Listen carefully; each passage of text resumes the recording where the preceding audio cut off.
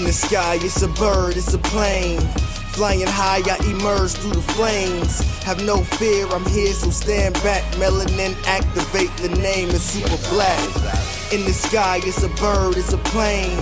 Flying high, I emerge through the flames. Have no fear, I'm here, so stand back. Melanin activate, the name is super black.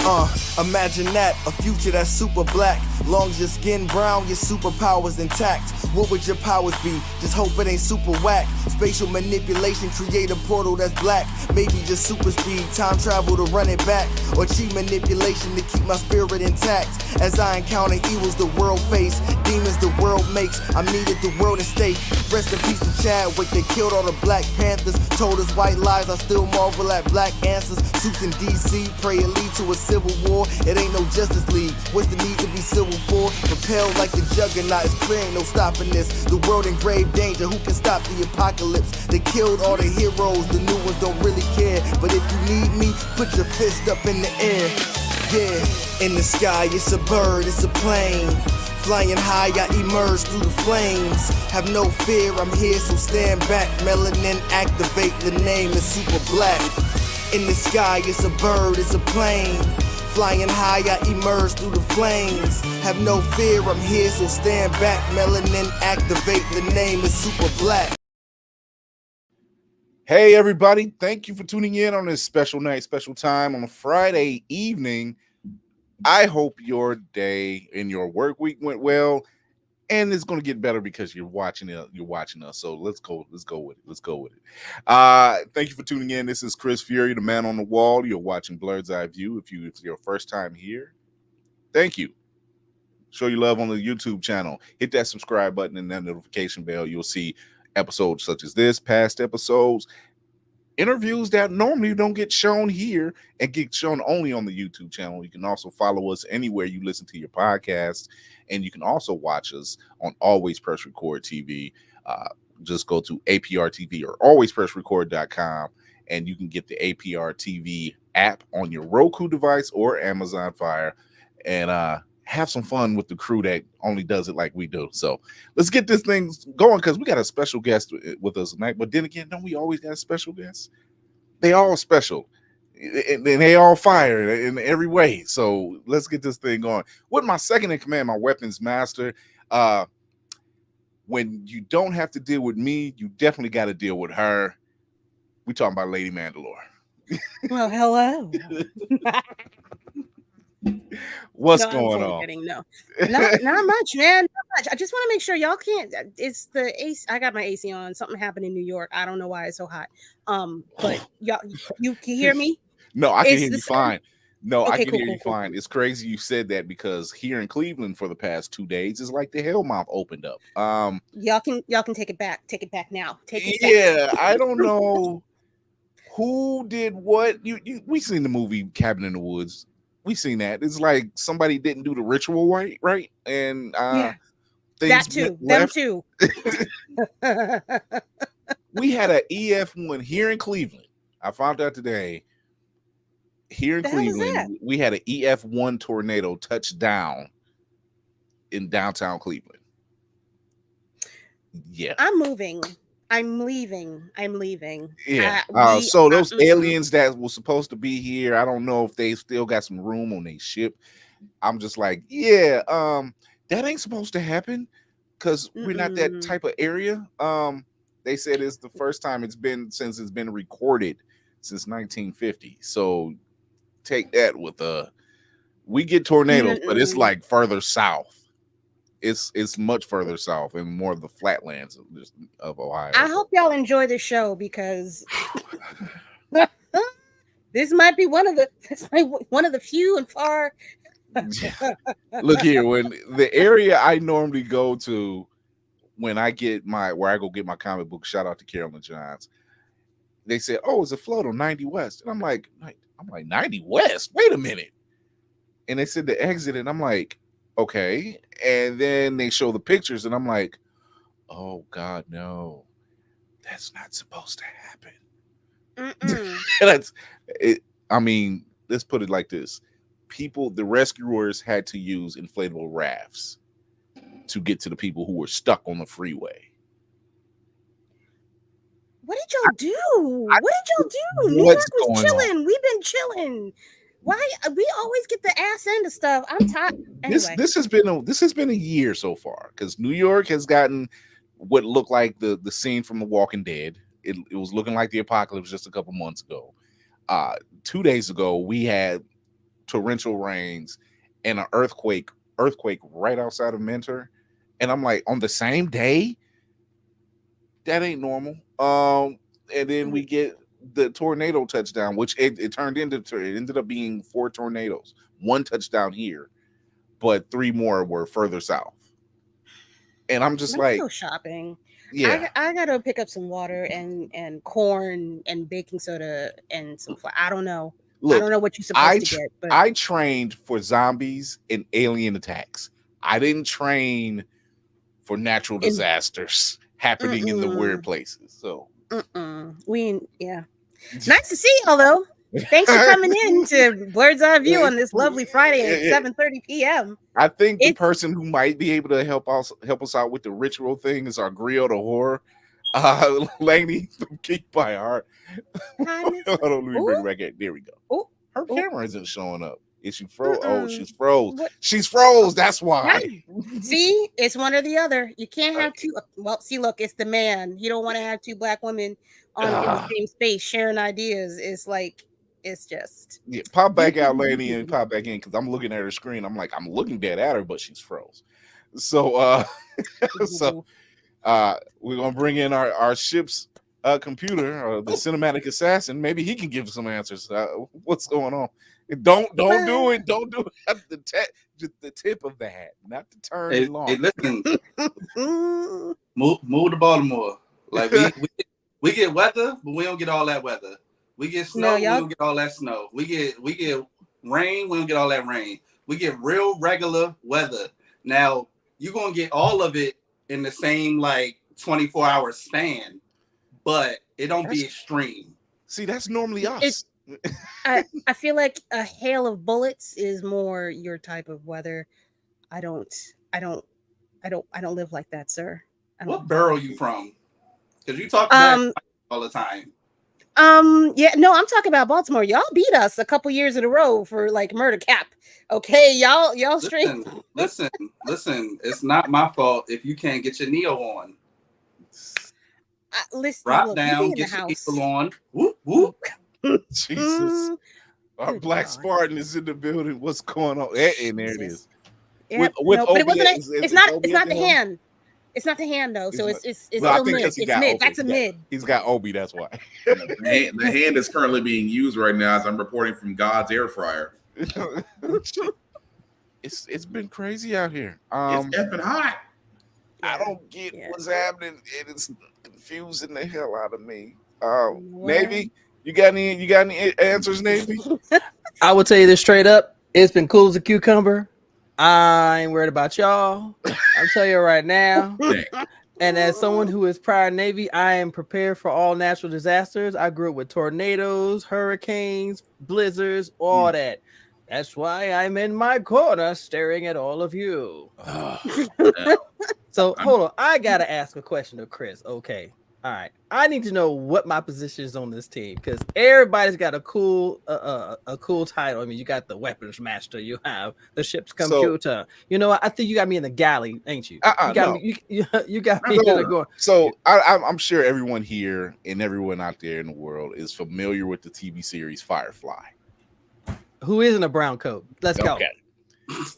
I pictured you as the shepherd book of the crew. Now for those who are really paying attention to the Firefly, he ain't just a shepherd. No. And Book ain't his name. And there's more to him than meets the eye. The book you see is the book you don't see. I mean, Book was that dude though. Someday we're gonna talk about this. No, he ain't. Yes. There's more to it. It's layered. It's layered. I accept that. There she is, the griot of horror. There she is. She's finally there. Wait for Did she freeze again? I feel like I'm gonna go right back out. I hear you. If she's going for horror, she's done a bang up job so far. You shut up. So is she is now the the ship's killer- Babadook now? Is that because we know she's there? Oh my Like the Babadook, we know you're there. We just don't see you. Lady, What the if hell? someone Lady, asks you, Y'all see me? lady, if someone killer's in the asks you, do you house. love scary movies, say nothing. If someone asks you to play a game, just hang up. Pop Oh, pop out, lady, and pop back in and see what happens. By the power of Pikachu on my pad, I rebuke you. Because yeah, it's her. Like I can hear her, but then her camera freezes. And wow. he's our behind the scenes. He makes sure this place gets off without any clicks or anything. We got Tafari in the building. Yeah. What's up, dude? I'm just tagging until Laney gets it together. 6 man coming off the bench. This is how we do. We got a special guest with us tonight. If you have seen Blue Beetle, and if you haven't, you should. He's been making a lot of waves. I've been following him for a couple years now, but he's been making a lot of waves with this latest cosplay he's done, and it is Blue Beetle, and it's just as good, It's if genius. not better. Right. Fantabulous. If not better, like because there's no latex involved. That's what she said. But Sir Julius Cosplay is here with us. What's going on, man? What's Hello, up, everyone. sir? That's What's good. going on, man? We are going to talk to this brother. How you guys doing? We're going to talk to this brother about the cosplays he's been doing and this latest one, which has been, I think, in one weekend, it word got out overseas. Mm-hmm. Yeah. I'm seeing this is when we were all at BlurCon. And I'm looking. Yeah, I'm like, it was Brazil, I think. Yeah, it was Brazil. Yeah. Yeah. Umbrigado. He's just like he I put some saw a post up tweet. in it. I seen that. The Portuguese. I saw no, a tweet. Sorry, not a tweet. X, whatever. I don't know. I don't even know what to call it anymore. Nobody does. We're confused. We're just as confused. Yeah. I thought it was Spanish, and then I was like, wait, because all right, so I don't speak Spanish, but I can recognize Spanish, you know. Yeah. And I was like, that's not Spanish, is that? I was like, is that Portuguese? So I followed the page, and I was like, Brazil? Okay. William. His whole face went, William. Hey, pardon, what? Yes. William. Right out the gate. I need you to really look, will. I need you to look down and Really? think about what you said. Clock out. Wait, Max that's William a and tweet? Wesley Is that- Snipes is that- gets lost sometimes. Out. That's some copyright going on We here. we don't know what X is calling these things.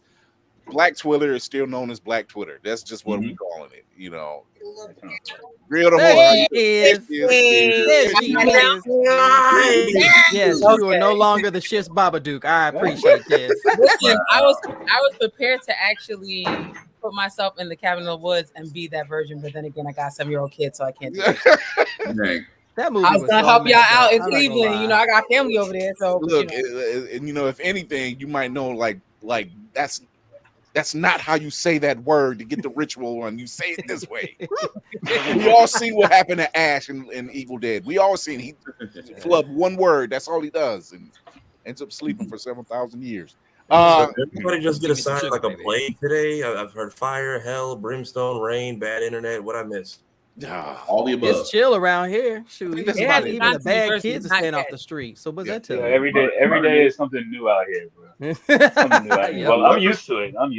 I grew up in Florida, so Mother Nature, please apologize. I thought we were in the clear until Southern California said, "Oh, we're getting rain," and I'm like, "Okay, that's fine." Mm-mm. And no, we're The getting a Earth hurricane. is dying now.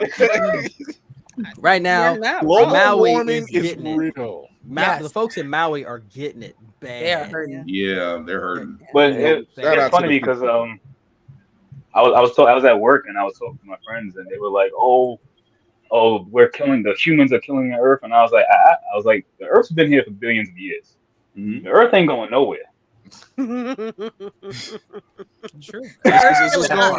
Earth is killing us. Earth is going to be fine. Earth is kind of sitting back and going, "I'll wait." Yep. Mhm. Like it was, I can't remember which movie it was. It's like, no, Earth isn't sick. We're the virus. It's just that's just what it is. And it's and what does the body do to fight viruses? Exactly. Fever. So y'all people out there, politicians and whoever, like y'all can say global warming ain't real if you want to. I'm waiting on Clenthal from Earth, whatever. I hate to say it. Another Earth. Once you get that one, humans are the pink sauce of the earth. There's an expiration date, and it doesn't look good. Right. Mother Nature. Mother Nature said, "Remember." I said what I said.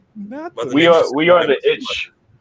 We are the itch to Mother Nature, and she's about to scratch. The words of Homer Simpson. Somehow the animals are always the first to know.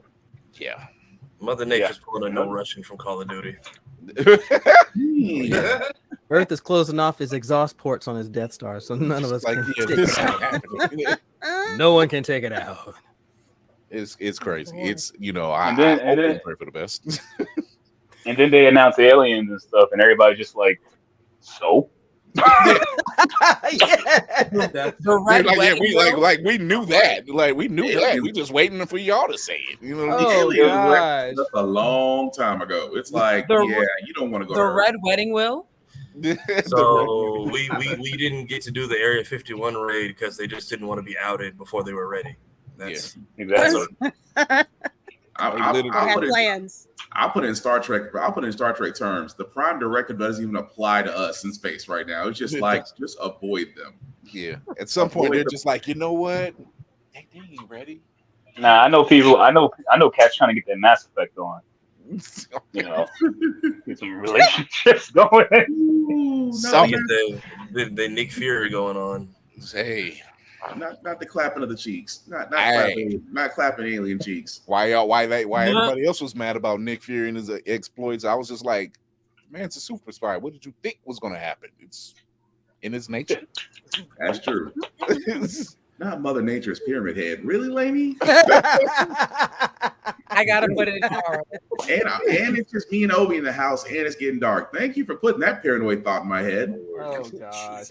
Mother Nature's pyramid. Hold up. I gotta. Wait. Hold up. Wait, it's right next to me too. Ironically. Wait, I got one too somewhere. Wow. Nice. Oh my god. It's crazy. I'm not gonna pretend to know what's going on in this world. I really not show off. And I pray for our Hawaiian brothers and sisters down in Maui. Yeah. That is tragic beyond words and a little iffy, a little shifty if you don't ask me. And hey Chris, can I say something real quick? Go ahead. We've got people that are in positions of power that don't react, but when you call them out on it, the first thing they want to do is claim, well, I didn't think it was that important. The alarms should have gone off. The alarm should have gone off so people could have reacted and did what they needed to do. You have and your bitch ass people. Wasn't doing nothing. You have over 800 people unseen or can't be found. I'm like, yeah, you don't mean to tell me this is section. On an island? It's section. On an island with active. No, they don't care that much though. Yeah. About where's that? Yeah. Okay. It's something more. And if you listen to the people of Maui who are still, living and everything else. It has to be. You gotta know. Come here. You kind of have an idea. Give me a second, guys. This is my daughter.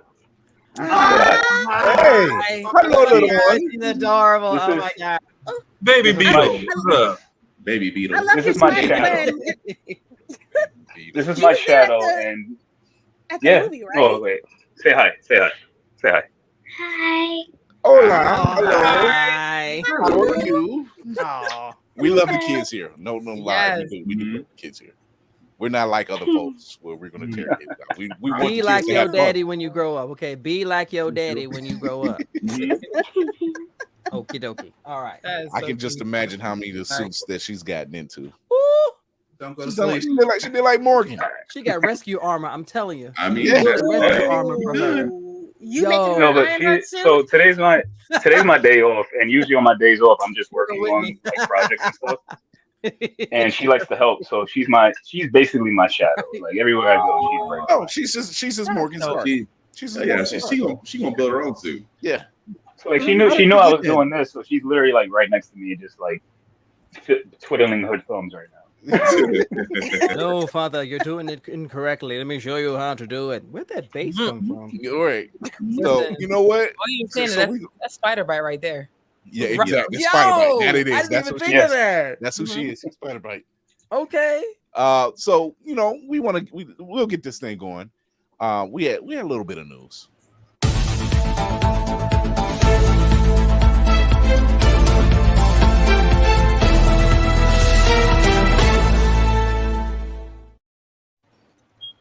Former champion WWE Bray Wyatt passed away. He was 36. I'm not ready for this, yo. Look. Oh my gosh.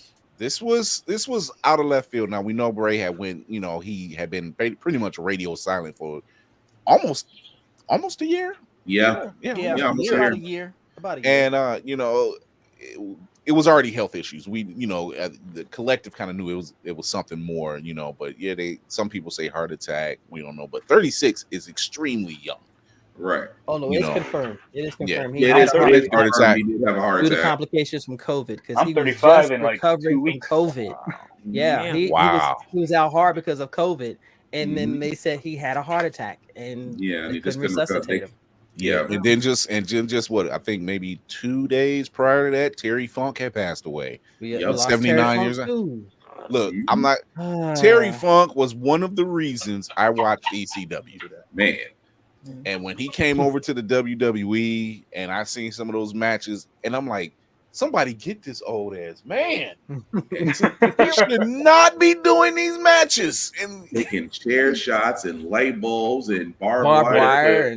It's the passion. It's the passion behind it. Like, man, you can always tell. You can always tell when a wrestler is like they're passionate about that. And, yeah. Like when passion of the Christ or just passion? Because really.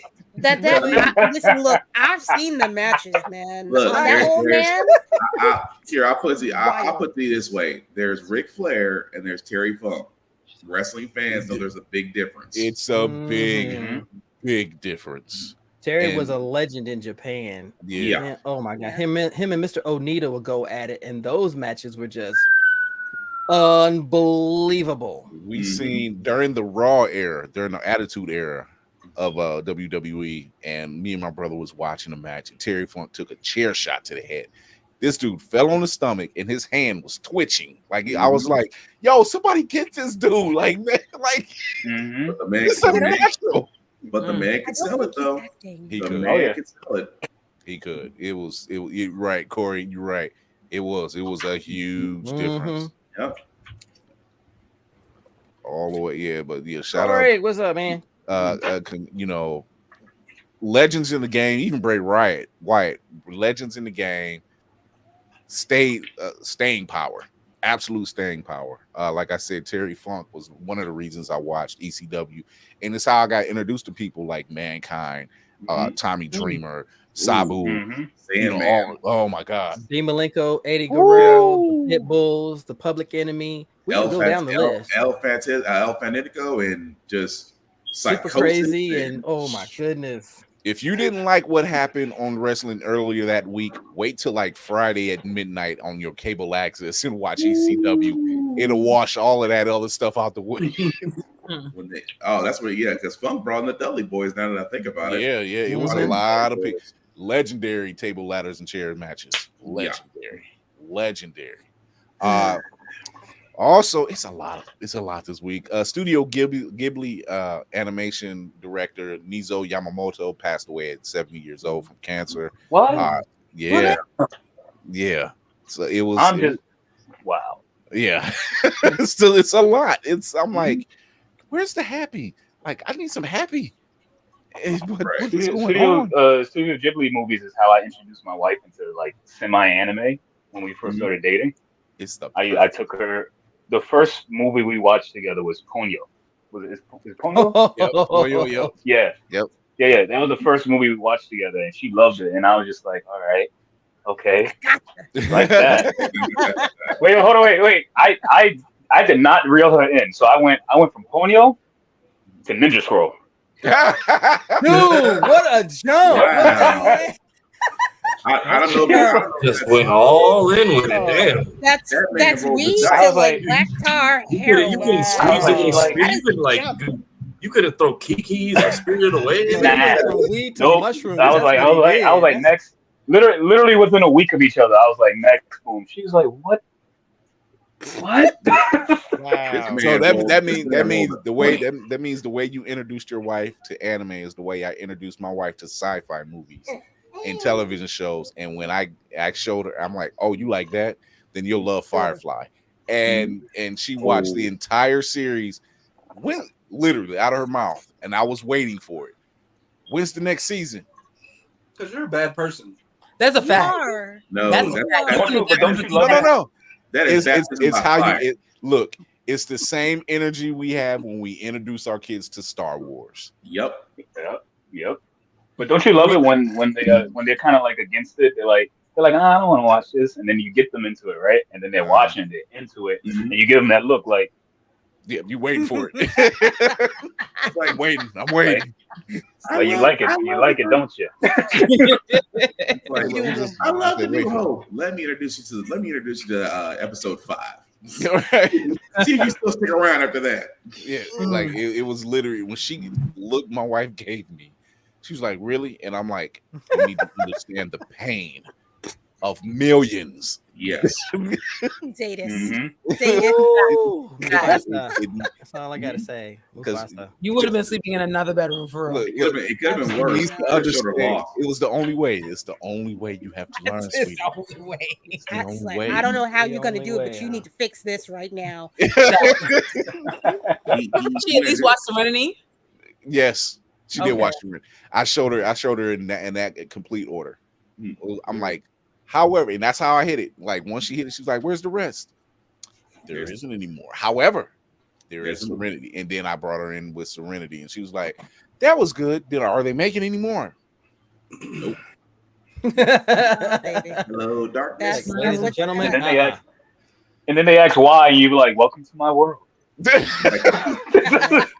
is what happened. Now you know what it means. Welcome to what fans have been asking for the last 20 years. You signed up for this. And here's the beauty of it. She became a Nathan Fillion fan.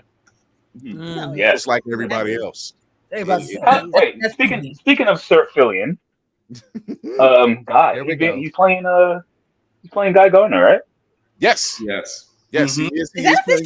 It's official. That's official. Yeah, let's go. Yeah. I'm the most volatile out of all of them. Hell yeah. I'm just trying to figure out how they're gonna. I hope they don't give him that bowl cut. I hope that bowl cut's coming. They will. You know I hope he's an asshole. I hope he brings it. I hope he brings everything. If he's the same level of asshole he was in Dr. Horrible's sing-along blog as Captain Hammer. Oh, it's gonna be perfect. Yeah, perfect. Because you're just like, he's an ass, but it's funny, you know. I'm like, and what's the TV show that he did where he's the writer with the Castle? If he brings that, perfect. Oh yeah. Like I don't like what you're doing, but you're the captain. It's kind of hard to hate you right now. Yeah. I hate arguing with people online, like in comment sections and stuff, because there was a few people, they was like, "Oh, why him? He's too old." I was like, "Shut up." We've been asking for this. Perfect. You don't understand. Let's give us what we want, please. No, but then when they announced he was Green Lantern, I was like, Green Lantern. And then they was like, "Oh, he's playing Guy Gardner," and I was like, "Oh." Okay, that works. He's voiced Hal Jordan before on one of DC's animated films, you know. So like it's there. He's a nerd. Yeah. Oh, you know, full blown. He's a nerd. So he's more like even the short film they did when he plays Nathan Drake. Fantastic. Fans been wanting that forever. Yeah. But that short film they did when he does Uncharted, it's like a 20-minute short film on YouTube, completely free. Check that out. We were just like, that's what we were looking for. That was perfect. And I don't know why the studios never picked up on it. I'm like, you don't seem to understand. Like, this is what we've been looking for. Like, These executives are flash in the pan. They don't really care. If they don't know anything about the property or they're fans of it, they're just going to just throw out something out there and hope it works. And then when it doesn't, well, that means the fans are fickle. No, we know bullshit when we see it. We're not going to spend money on that. All day. I think the best thing is listening to actors and writers and stuff like after. So some people say, how come a lot of these actors and writers, they come out with this news so many years later and stuff like that? And I try to explain to people, I said there are NDAs that they're still under. Nigga don't ask. Negro don't ask. For literal years. Like even though the series ended, they're still under that NDA that they can't say anything. Right? Mm-hmm. So when it's up, they're like, all right. Let me give you I'm some about to. That is a restrictive feeling when you're under NDA. It's like you want to say something. You even come up with codes. So that way you can technically say you didn't say anything. But if you figure it out, I didn't tell you. So very much. Yep. Exactly. But when those things are up, they tell you. Like, all right. But I'm not gonna tell you who I don't like on this panel. Right. I mean, I can write down on a piece of paper and leave, and then you can figure it out. Therefore, I didn't say nothing. I love how dry they get. I'm not going to confirm nor deny, and it's like it's inflection. I'm not going to confirm nor deny that I'm playing. It's always that pause. That's all I need. That's all I needed. You know.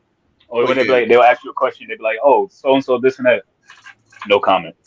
I plead the fifth. Or if they do the wink in between, there's no way we could cast him. Was it Guardians Volume 3 when they were doing press run? Was it Pom Clemente and Zoe Saldana when they were doing a run and something was said, but they gave a look towards each other like, how did they figure that out? But they knew they couldn't say any. I think it might have been them too. It was something between the two of them. Something was said, and it was a look given. Yeah.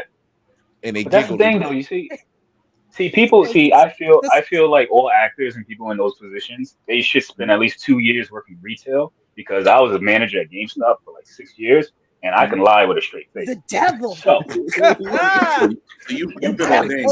You have been baptized that far. It's like they're like, yo, I know you got those PS4s back there. Me, nah. He's like, I heard you had like a shipment of 20. Nah. What? Meanwhile, we got like 15. That's crazy. Right. Yeah. Like, what's wrong with y'all? I'm surprised you're so close, but you can't check in the back. I don't even got the key today, dog. That's the other manager. I'm sorry. That's the man. The man just went out on lunch. You got the lockbox. But you go to the counter. Like, look, I know the game. All right, I work retail. I know the game. All right, look, I'm gonna look over here at this wall, so the camera ain't looking at us. And we just gonna talk about why I'm over here reporting.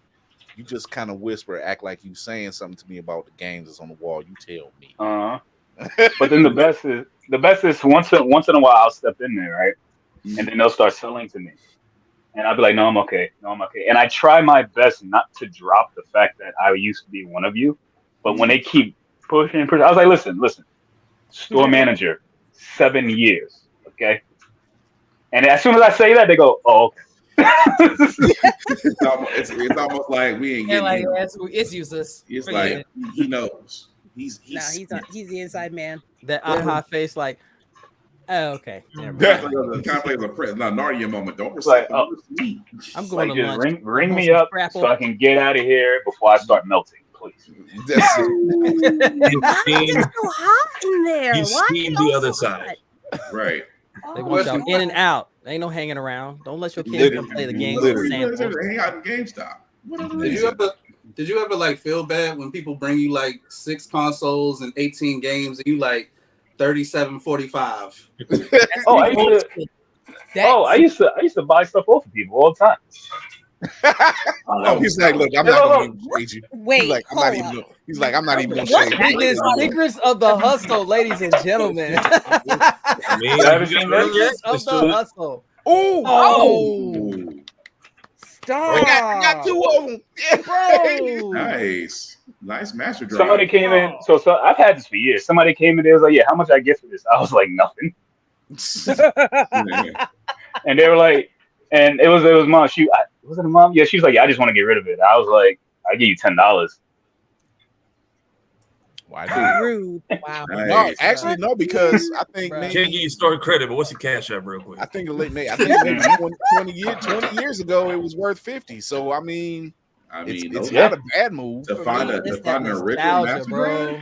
It's that nostalgia. Just have that. I ended up having 2 of them because my cousins in Texas, they had a fire and they had moved, and then they said, "Hey, we still got this Sega.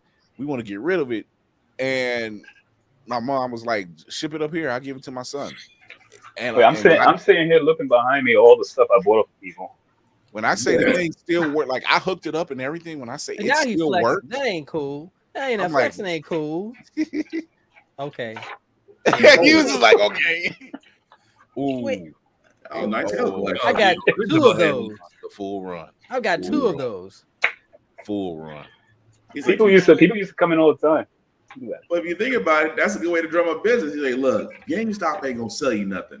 But my boy being the manager though, go talk to him specifically. Oh, definitely.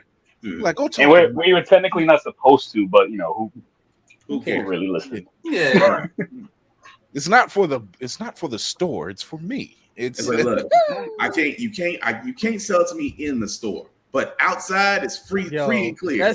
That's literally what we used to do. That's literally what we used to do. Take your breaks, huh? I'm going on for a break real quick. Are you hitting him with the Mr. Credible line? He was like, "I'm not telling you to fill out Form 1094. But I'm not telling you to go down and make this call and call this person. I'm not telling you." Uh-huh. I'm not telling you that I will gladly pay you 45. I'm just saying if you was outside and I was outside, then you have 45. That's all I'm saying. Exactly. The older I get, that happened the other day at my job. The lady came in, her son pissed her off, and she says, "I'm trying to get rid of this collection of Yu-Gi-Oh cards." Oh, we may give you a whole lot for that little devil on my shoulder. He was just it was Beelzebub on my shoulder. Okay, I said, "Ma'am, if you would meet me outside, I'll tell you how we can handle this." Went outside and said, "I will give you $50 for the whole thing." God damn. That's I've had one of those on more than one occasion. Like at some point, mom straight up selling the entire collection of whatever it was. Even the angel, and I would feel bad. Even the angel was like, "Yeah, the angel was like, you know what? That's a good deal. Go ahead, take that." It's really bad. It's not like you cheat them on their price. You just said, "I give you $50." They agreed. Cool.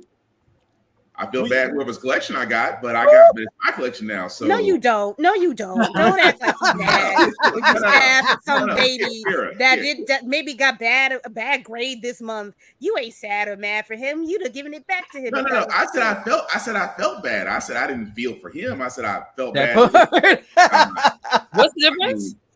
It's his loss. I'm all right. Look. All I can say is my collection grown up. It ain't my fault he can't pass English. That ain't me. That's a failure. You guys want the purge because that kid probably remember you and come for you. No, but he got a point. You mess it up. You mess it up in school. Like I had a mom come in one time. This is when the 360 was still hot. Yeah, I'm aging myself with GameStop. She had the 360. She had like 20 games, and she looked at me and she was like, and the 360 was still like basically new. Like it was only out for like 6 months, maybe almost a year. And she was like, "I'm getting rid of everything." And I see the tears coming down his face. Damn. And I just felt bad. I'm scanning everything. And I'm like, and she was like, she's like, "Don't feel bad for him." It was a black mom too. She was like, "That's not what we know. Thank you. You have to say that we knew. What Julius just said was what my mom did to me. She said, "Look, your entire pen of video game consoles you love so much will be gone by tomorrow if you don't pass this class." That's all I needed. Mm-hmm. She's like, "Don't feel bad for him." She's like, "I told him." She's like, "I warned him multiple times." Mm-hmm. And then I think the total, it was some bullshit total. I think it was like $150. Like, so because it was still recent and he had a decent amount of games. And she said just like this. She's like, "Thank you," and she walked right out. And he right behind her like this. Dejected. Now he's just permanently got you tied to that bad memory. This was the villain arc that this guy. Origin story. The villain arc was created. Yeah. I was just thinking The monologue. He was like in his mind, because a vow was made that day. I will get all of them back. But you know what? You know what you do? See, if I was that kid, this is what you do. You get right, get your grades up, get a job, make your own money, buy your own shit. So that if Mama Dukes try to pull that, you didn't buy that. I paid for this. Everything else. It's mine. But you know, but then knowing my mom, she'll just cut off the power. That part. See, mom's always got that one in the chamber when you think you got one over on them. It's like I paid for this car. Did you put the gas in it? Damn. How's that insurance? I'm about to say thank you. I'm about to say, how's that insurance that's in my name? Right. You think like I paid for the groceries, but did you pay for that refrigerator or the gas? It's like, So think about it. That entire episode of Everybody Hates Chris when he didn't want to do the dishes. right. I pay rent on time, but do you own this house? You're not pulling to Michelle. I don't need this. My husband got 2 jobs. I'm like, Michelle, that's toxic. Don't do that. My mind always goes to allowance. What do you mean allowance? I allow you to live. I allow you to eat. I allow you to sleep. Oh my God. We're gonna take a quick commercial break. We're gonna come back. We're gonna finish talking to Sir Julius Cosplay. We're gonna talk about all these dope cosplays his brother has been doing. The wave that's just hitting, and then we're gonna be talking about Blue Beetle, and we're gonna do a review on that one because it's been a while, and we deserve it. And as much y'all deserve it too. Y'all deserve it too. So we're gonna be right back. Right? Where's my celestial? Right after this. Yay! Yay! I was eating. What commercial? Commercial break. I'll give you a commercial. There's a goddamn celestial in the ocean and no one is talking about this. What even is that? Spider-Man, a psychopath wielding powers he has no right to possess. Jameson, not now. Is this a Thanos thug showing up on CBT? Did Jesus come back and get stuck halfway through? How does nobody have answers on this? It has been sitting here ignored and untouched for months like a Christmas tree. We might as well hang ornaments on it. Read all 600 pages of the Sokovia Accords. Everybody got their nose up in Wakanda business. But nobody has answers on this? I don't even need like an official news report. Send a single TikTok star with a ship. How is nobody investigating this? What the fuck?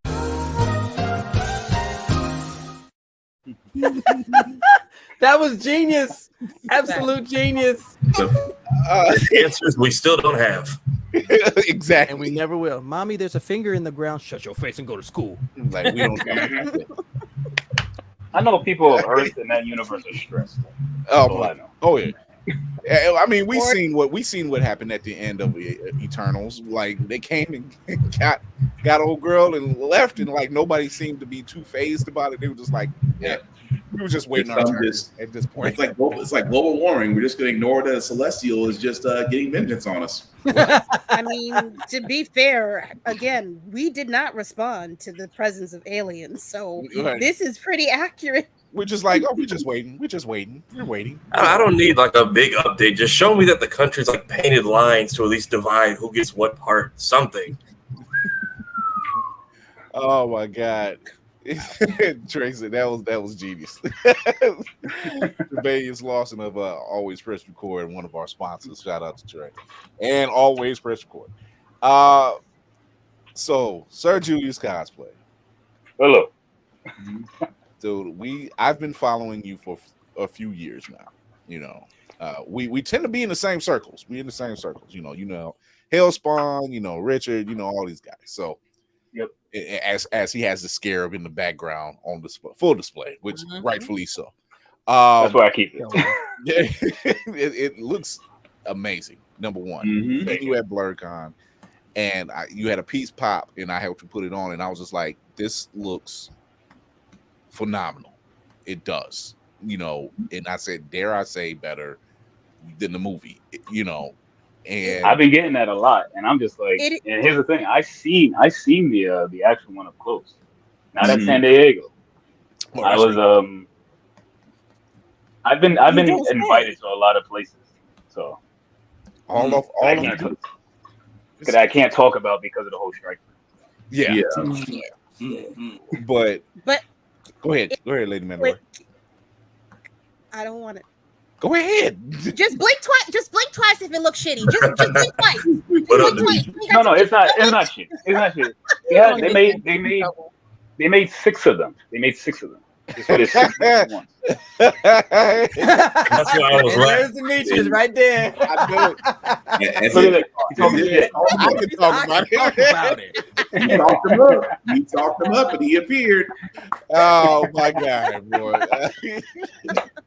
Speak of the D, and he will appear to thee. There we go. Should I tell them what we're working on? D? Can I tell them what we're working on? No. Okay. Yeah, I think he responded. He said no FC apparently. Give a fuck is what the man said. He said himself to everybody in this chat. Wait a minute. Oh, now he doesn't got pause. He got too hype. He had to hold up. Okay, there you go. There's green light. There's the compliment. Jared D. Wait. All right. This is a blur. All right. This is a blurred time. Okay, we're working. Me and Hellspawn, we're working on multiple things. I will give you a clue for one of them. I saw it. I knew it. I'll leave it at that. I knew it. Okay. I knew it. I'll leave it at that. That's facts. He wrong. He is not lying about that. My dude, I knew it. Oh, I'm excited. Her. Another person who really pulls off about all these cosplays, and I don't think he expected it to go like he did, but it's doing great numbers. Mm-hmm. Seeing you in these places, and I got a couple pictures, but it's not just Blue Beetle. Let's put it that way. It's not just Blue Beetle. You did Sub-Zero. You did that's for the movie. That's Blue Beetle. You did Sub-Zero. That's Sub-Zero. Nice. That was you did that one for BlurCon, correct? Mm-hmm. Yeah, I believe so. Because you're part of that was Katsucon. I did the other Sub-Zero for BlurCon. Okay. And I gotta say, the Hinosuke was everything, bro. Nailed it. And I'm like, dude, okay. But see, this is how you came on my radar when I first started following you, and it was Red Hood. Yep. Yeah. That was one of the first. That's tough. One of my I first. showed that to a dude at my job, and he drooled. I'm wondering why. Right. No, he was like, I talked to you later, D. Later, D. He ain't got no sense. That boy he was ain't trying right. to do that. He was trying to do that cosplay for that. I think for that and for Cyclops.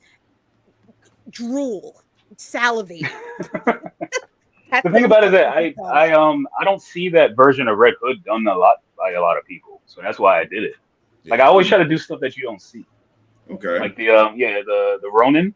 Yeah, a lot of people use the helmet. I see the helmet a million times, but I've never seen the rest of it, like with the short hoodie and the gauntlets and stuff like that.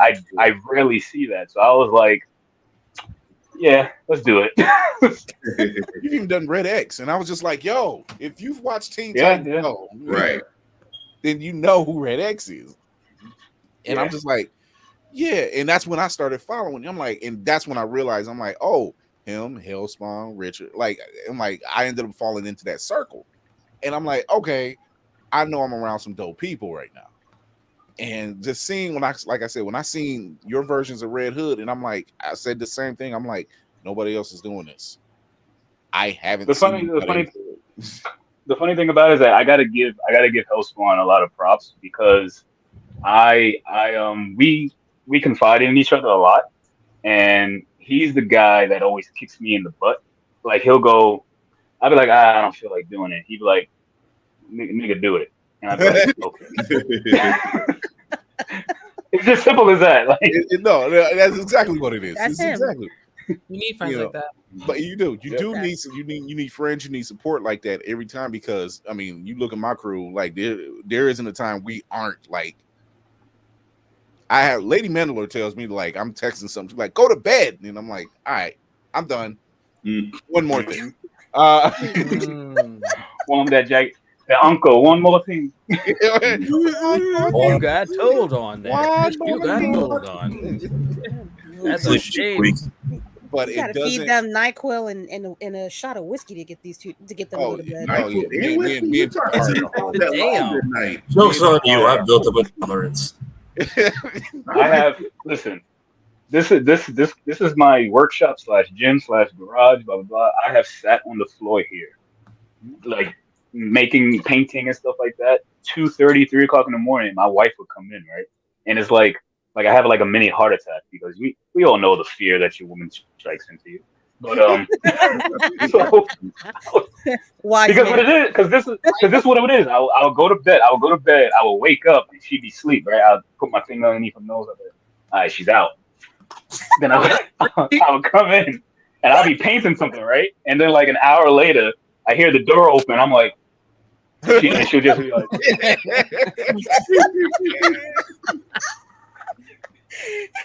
Is that the equivalent of getting caught looking at something you ain't had no business when your mom walking? You like, word. Didn't I tell you to put that goddamn video game down? Didn't I tell you to go to bed? Why she'd be like, babe. She'd be like, babe, you said you was gonna paint this tomorrow, and then I'm a smart ass. I'd be like, well, babe. It is technically. It is tomorrow. It is wow. I felt a kindred smart ass spirit somewhere. I am the same exact way. Like it's not the weekend. I said, honey, it's after midnight. It's officially the weekend. Mm-hmm. It counts. Pillow over. It's 4:30 in the morning. It's actually early morning if you want to be honest about it. Yeah. Lord, today y'all don't know happy wife, happy life. Okay. Yes, we do. I tried that twice. I'm by myself on the shelf and I'm thrilled. You ain't but then the support is different. Like there's different levels of support, right? So like my wife, she won't say, she'll do. Like she'll buy paint and just randomly I'll have new paint and I'll be like, oh, thank you. She'll be like, mm-hmm. That's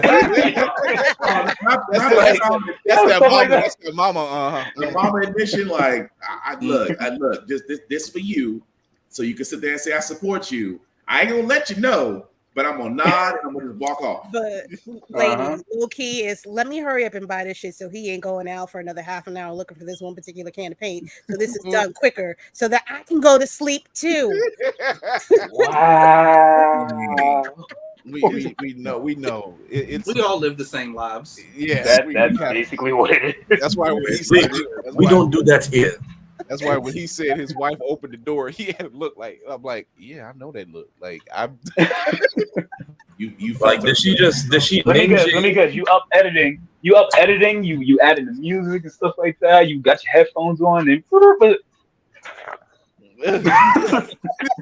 you still like, yes. Like does she just ninja in and teleport on top of you, or is it like the villainous slow creak of the door? It's normally like a bathroom run. It's just like I'm like that's what I was like. Oh, you never got the hand. You never got the hand across the shoulder when you got. I've done this one time. I did it one time where I was like.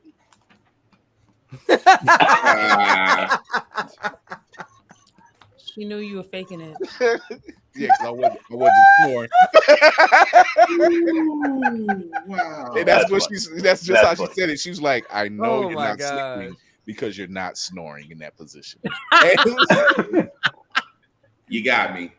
They know us, bro. They know us. It was just like they know us. And this is why I can't surprise her with nothing. Like I can't surprise her because my routine is so predictable. Like if I do, like say for example, I don't shop outside. I don't go to the mall at all for anything. Good man. So one day I was like, okay, I'm gonna surprise her. I'm gonna buy her a gift from the mall. So I'm in the mall, right? So she calls me, like, where you at? I'm in the mall. You don't go to the mall. What you doing in the mall? I'm like, suspicion. See, that's why you gotta have a good backstory. You always gotta have a good backstory. Well, since you're there, I'm a size 6. Okay. Like it got to a point where like I'm trying to buy you something. Damn it. She's like, oh, okay. I see. That's what you gotta learn. Do a backstory. Repeat it. Learn every detail, and then it sounds smooth. You just gotta make it fit you. That's all. It's 20 years for me, Will. It's never smooth. It's never smooth. Practice the emotion. I just said that's all it is. It's the belief in it. If you believe it, you have to believe it. If you don't believe it, that's how they sense the bullshit. Yo, don't follow this man. We're gonna be both roasting down to hell. Don't follow this man. Oh, he said if you just believe, if you just believe it, you gotta believe. There's an anime like that. I forgot what it was called. It was a group of them. All of them. Like they all OP. Like their powers are basically okay. So like say for example, the character, one of the characters. I'm going back. It's like 15 years. The character looked and he was like, I can't fly, but I believe I can fly. And next thing you know, he's flying. And I'm like, what kind of OP shit is this? You're not Peter Pan. What are you doing? What to think about? Oh my god. Mm-hmm. I know the life.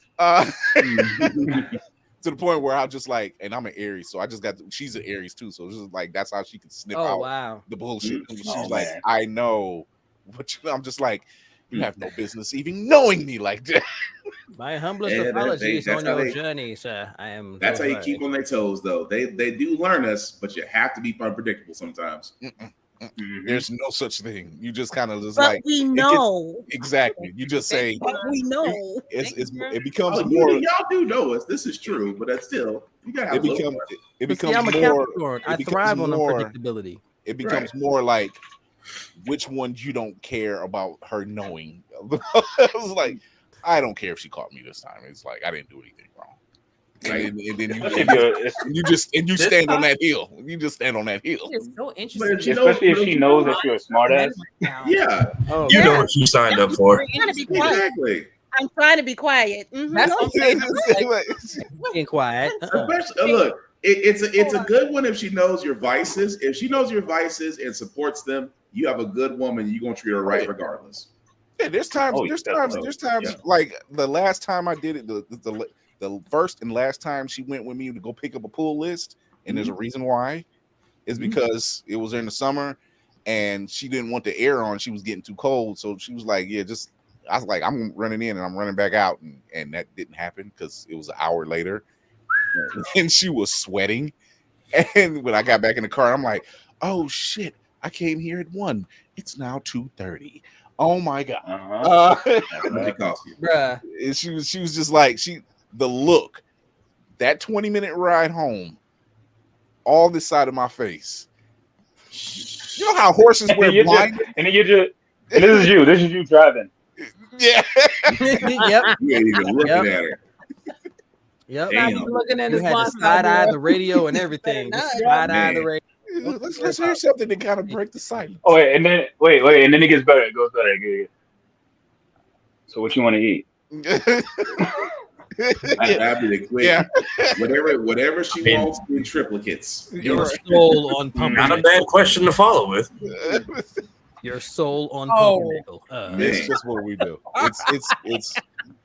It's you live and you learn. Thank God I've lived more and probably learned just as much. But this is why y'all won't see me at Dragon Con. It's near our anniversary. Hey, don't do that, because I'll be at Dragon Con. Look, self-preservation on that one. You ain't now. That's self-preservation. I'm not a dumb man. Dragon Con is always my birthday weekend, so I can't make it this year. But next year I am in there like somewhere. All right, I will see you there, sir. I will see you there. I gotta make it. I'm gonna be wandering around lost as hell. Huh? You said you're gonna be wandering lost. Is that what you said? No. Every email they send me back raises more questions than it answers. I'm just, oh my gosh, really? See what happens at this point. I've survived 13 of them. So what does that say about me? Okay, I might need you to answer some follow questions. the rules. This is also true. I basically finessed every interview and meetup I've had to do. Y'all, just be wandering into luck. That's how y'all survive. This is true. At one point, I was backstage at DreamCon, and I was not supposed to be before closing ceremony. I have almost made them late 2 years in a row for the ending. Bro, that's like similar stuff with me. Like because that's why I've never paid for a photo op. I've never like did a meetup. I've met so many people just organically. I remember like 2012 or 13 New York Comic Con. I was sitting somewhere, and shit you not, Kevin Bacon sat right next to me and my boys to eat, and we was just like, damn, 6 degrees. You sure? I'm like 6 degrees himself. Like mother effer, like do you know who you are? But then you get into a situation, right? And then you look around to make sure everybody sees what you're seeing and nobody's saying anything about it. That was me and my boys. We were just like, y'all cool? Nobody. No. Yeah. I know what you mean. Y'all don't want to bring attention. Y'all don't want to bring attention to it. Exactly what you mean because like we were trying to be cool about it, but we were just like, does nobody see this motherfucker sitting down right now? You need somebody. Because remember when we went to BlurCon and I think I was the first one there, and because I was getting the passes. And remember, I said I got on the elevator and Karen Ashley was on her phone, and I'm looking in the elevator. It was me, her, another woman. It was probably her handler or somebody, and some other and a cosplayer. And I'm looking like, y'all do know that's the Yellow Ranger, right? She's right there. Like the regular people. Yeah, regular folks. Yeah. But starstruck. That's Karen Ashley. She's just on her phone, and I'm just like, when she looked up, and I'm like, oh shit, oh shit. Like all the Queen's English left me and everything, and I was just like, really? Shit. Really, Queen's English? Queen's English. Miss Lizzie in a box. I mean, yeah, no shame to anyone who's ever had to pay for an autograph, but because of my luck, wouldn't let that shit happen to me though. Maybe I'm weird. I don't get starstruck though, honestly, because I know Karen, so she's a sweetheart. I see her at San Diego and at Blur. Look at this light. The humble brag. Okay, now I did lose my mind when I met Nicholas Draper at San Diego, and we talked for almost 30 minutes. That was. Yo, you know what was a down to earth Power Ranger? Like straight up, I forgot his name. He was the Red Turbo Ranger. Black dude. Okay, yeah. I know. Like down to earth, like he straight up like you can tell he knows who he is, like the way he was talking to people, and the way he was talking to me, and I was like, all right, cool. This is a cool mother. You know, yeah. Thank you, Demetrius. I completely destroyed the man's name in pronunciation. Selwyn? Yeah, Selvin Ward is his name. Selvin. Yes. Yep. So now, out of all the cosplays you've done, would you say this Blue Beetle is probably the most ambitious? It is the most ambitious, and it is the most. It's the most work I've put into a cosplay ever, like literally ever. Like, I mean, damn, yeah. It looks it's so fucking awesome, man. You did an amazing job. Yeah, I mean, was that? It's that me or the poster? That was the poster. Oh. That was the poster. But see, that's the crazy thing. No, that's the crazy thing. As Kira would say, yes. This is from the movie. That's sacrilege from the movie. That's a Buster Sword from Final Fantasy. I don't care if it's an I said the same thing in the theater. And this is Julius in all three forms. Mm-hmm. It looks exactly, if not better. Yeah, dude. Nick, what? I mean, you knew he was going to. I don't know why we act surprised. I haven't taken this bad boy for a spin yet, but yeah. Nice. That is gorgeous. I like that coloring on there. I like that coloring, that shading that's on there. I was waiting for him to hit the like Cloud Strife victory twirl in the movie. They did a whole Mortal Kombat reference like right before. I knew that's what he's doing with it. So and it's funny because like I was out at Target and I was seeing all the the couple Blue Beetle action figures they had, and I'm like, I need the one that has just all the attachments, because what I was seeing was like you had one that just had a pedestal. You had another one that had a couple attachments. Then you had another one that had just the wings. And I'm like, y'all not getting my money like that. Not today. Yeah, that's what they do. It's the game and then DLC. Yeah, right. It is Microtransactions. right. So I've watched your progress when you was building this thing, and it's very practical. Number one, you know, when you're doing it, and even some of the TikToks you've made. I seen one guy when you made the tentacles, and the guy's like, "Oh, it'd be dope if you made them light up," and I'm like, "Hold his beer, give it time. With your water, sir. Just wait." Because they were like, do they light up? And I was like, of course they do. It's like, and they're like, every time I'm seeing, you know, you made the cannon, like after, I think it was after BlurCon, you had made the cannon. Was it the cannon you made? Yeah, I made the cannon after BlurCon. Yeah. And I'm like, dude, this dude just dropped it. So I'm glad you didn't do one of the moves where you're making all the attachments, and then you gotta have a handler, you know, to kind of come around with you like, you know, switch out, trying to make it, you know. I'm like, no, it's good to have, you know, have multiple appearances, different attachments. Yeah. You know, so that's what's good, you know. But watching this work and this progress, and then seeing this, I was blown away. Yeah.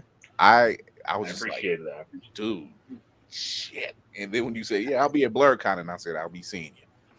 That was the goal. The goal was so at first I was making it, and the initial goal was, of course, have it for the movie when the movie released. So I was like, oh, I got a whole month, right? And then because I had literally no plans of going to BlurCon, zero whatsoever. I don't do travel cons a lot because of my family and things like that. And of course, you know, I'm a struggling artist. I ain't got that mind. I ain't got to do that. But so my friend hit me up. He's new into cosplay. He's like newly divorced. So he's on his, I want to do everything and anything. And he's confiding in me to get into cosplay and, you know, go to cons and stuff like that. And he was like, yo, what's this BlurCon thing? And I was like, yeah, I heard BlurCon is dope. I've never been. We out? And I was like, I mean, yeah. I was like, we can go. And he was like, if we go, screw it. So then I was like, okay, if I'm gonna do Blue Beetle at BlurCon, I think I was like 75% done. So I was just like, okay, I got 2 weeks to get 100% done for Blurred, and to make sure when I am there, everything is legit. So what a lot of people don't know is, yeah, I was posting progress pictures and, you know, videos and stuff like that. But what you guys don't know was there will be days throughout the week I would be fully suited in my house, walking around in my backyard, walking around, just standing around and stuff like that. There was that for hours, and because I wanted to make sure that nothing fell off of me, there was no straps loose and things like that. So there'll be days. There'll be days. My wife will wake up and I will literally just be walking around the front yard, just. It's just practice. Hey, gotta make sure it works. That's that DC Tai Chi. That's what that is. You just said he had to get the training arc in real quick. I did a medieval age Black Panther a couple years ago, and I had a sword and everything. I made the foam guards and everything. So I was walking around the house, walking out the backyard, doing the same exact thing. Like, all right, can I move? Can I do this? Can I sit down? Can I? Yeah. I know I was because you have to practice a lot. That's a lot of things, because a lot of cosplayers, I get questioned a lot. A lot of cosplayers, they DM me like, hey, how did you do this? How did you do that? Should I do this? Should I do that? And I answer everybody. Like, if you ever slip into my DMs, I would answer, because I'm nobody. I'm just a regular dude that likes to make stuff. Like, why would I ignore you? Especially if you're asking a question about my craft. Like, if you ask me if you show any interest in my craft that you want to do, I will bombard you with as much knowledge as possible. It's simple as that. Like, you can ask anybody that. Like, I've hit them with paragraphs of, you should do it this way, that way, blah blah blah. So there'll be people with builds and stuff like that. They're like, oh, this was all my stuff, and I'd be like, okay, when's the con? They'd be like, oh, it's in a week. And I was like, all right, put it on. They'd be like, what? I was like, put it on. Put it on. Turn into that parent. It was like, wait, I'm sorry, what? Put it on. Put it on. They be like, okay, I put it on. They'll take a picture and stuff like, all right, take it. I'm like, no, don't take it off. I need you to walk around your house, 45, half hour. Just leave it on, do regular things and stuff like that. And the reason why I do that is because when you're at a con, what's going to happen? Mm-hmm. You're going to be stuck in it. Regulars. Yeah. Exactly. Yeah, you'll make sure you're going to be make sure stuck in it. things So get what's it. the best way to practice? You just walk around. Like I would literally walk around my house and just drink water or just walk down, like practice going up and down the stairs and stuff like that, just to get the feel of the costume, of the cosplay, so that when I am at a con, I know what to expect in it, Right. They don't, and Makes I don't think sense. people don't understand that. People don't understand that.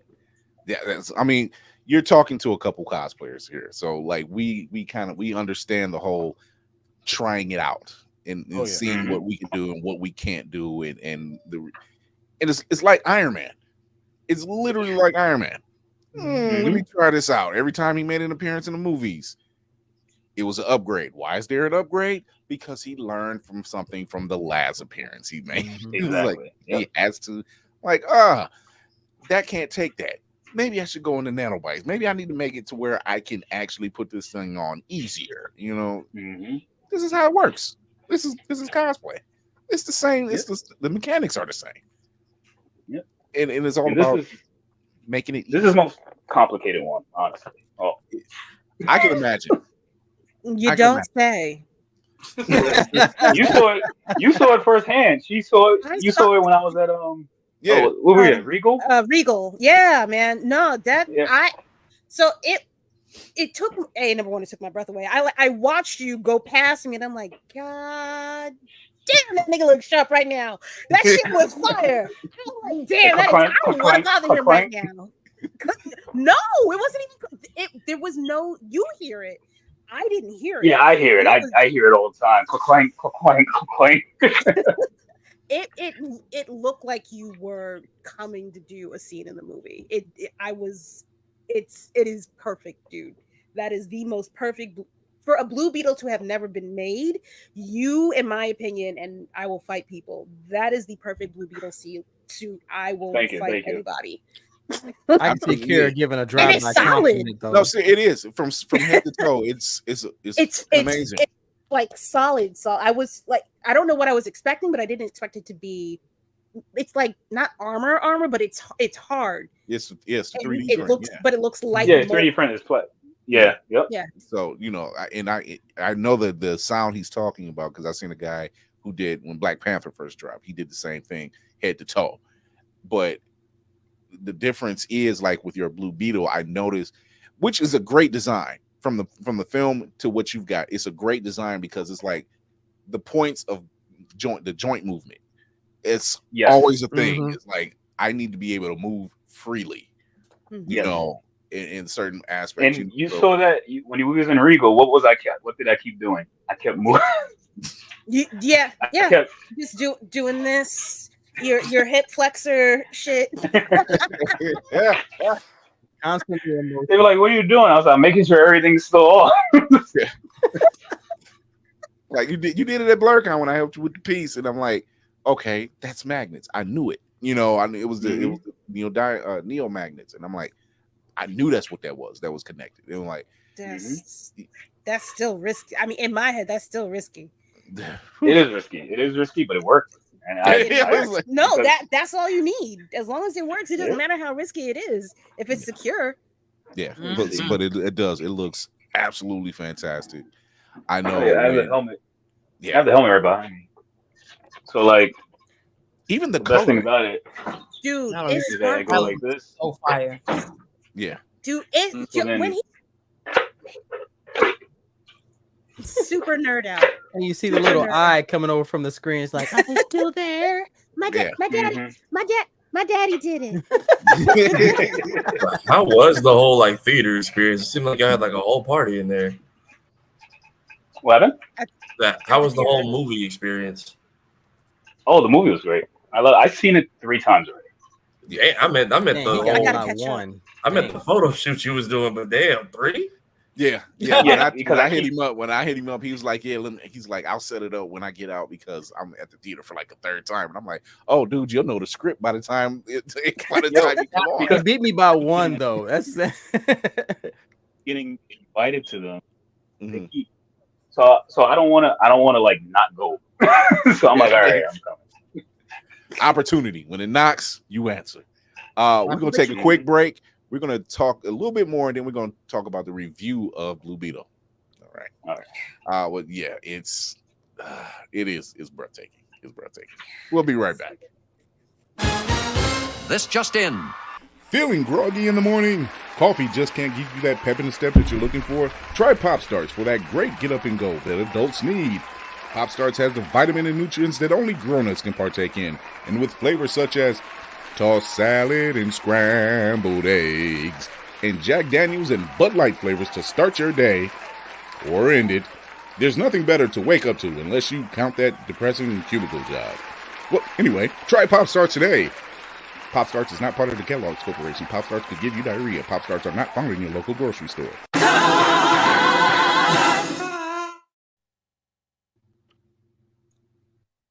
Steak and cocaine. Steak and cocaine coming soon to a store near you.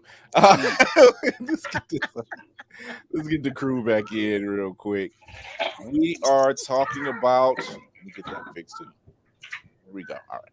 We are talking about Blue Beetle, just released. I think it's made 60 million so far. Chris, you're gonna get a kick out of this. As we were about to come on, I just uploaded my review on YouTube of the movie. No, it's number one. This movie's fantastic. Mm-hmm. It really is good. Yeah, it's really good. Oh yeah. I was nervous going in to watch it. I was fortunate enough to watch it a month early because I blew up and I got invited to the screening, blah blah blah, yada yada. So I was a little nervous. I was like, please. I was like, I made this cosplay. I was like, I made this cosplay. It's blowing up. Everybody's loving it. I say, please don't be, please be good. Please don't suck. So we're gonna do a quick review. Number one, it looks fantastic. Mm-hmm. Mm-hmm. Two, even though you know how the hero's story journey is, because we've seen that journey before, they made it interesting. Yes. Three, the color grading on everything, perfect. And four, where was the brown community at? Because this was y'all's Black Panther. We needed y'all out there. Yes. Yeah. For real, man. Because it's a fantastic film. It's fun. It's funny. I was there. I'm a quarter Spanish, so I was there. So he's representing. He's representing. So he's 25 cents Spanish. Got it. 25 cents. 25 cents. He fulfilled his obligations above and beyond. Yeah, exactly. He met his quotas. You've done what you're supposed to do. Good job, Miss Rodriguez. I'm gonna need you to step up. Right. You saw it 3 times, so that's 75%. That's 75% right there. There you go. There you go. Did you get to see for that first day at the Regal, or did they just have you outside taking pictures all day? No, so if I would have saw it at the Regal, that would have been 4. Oh wow.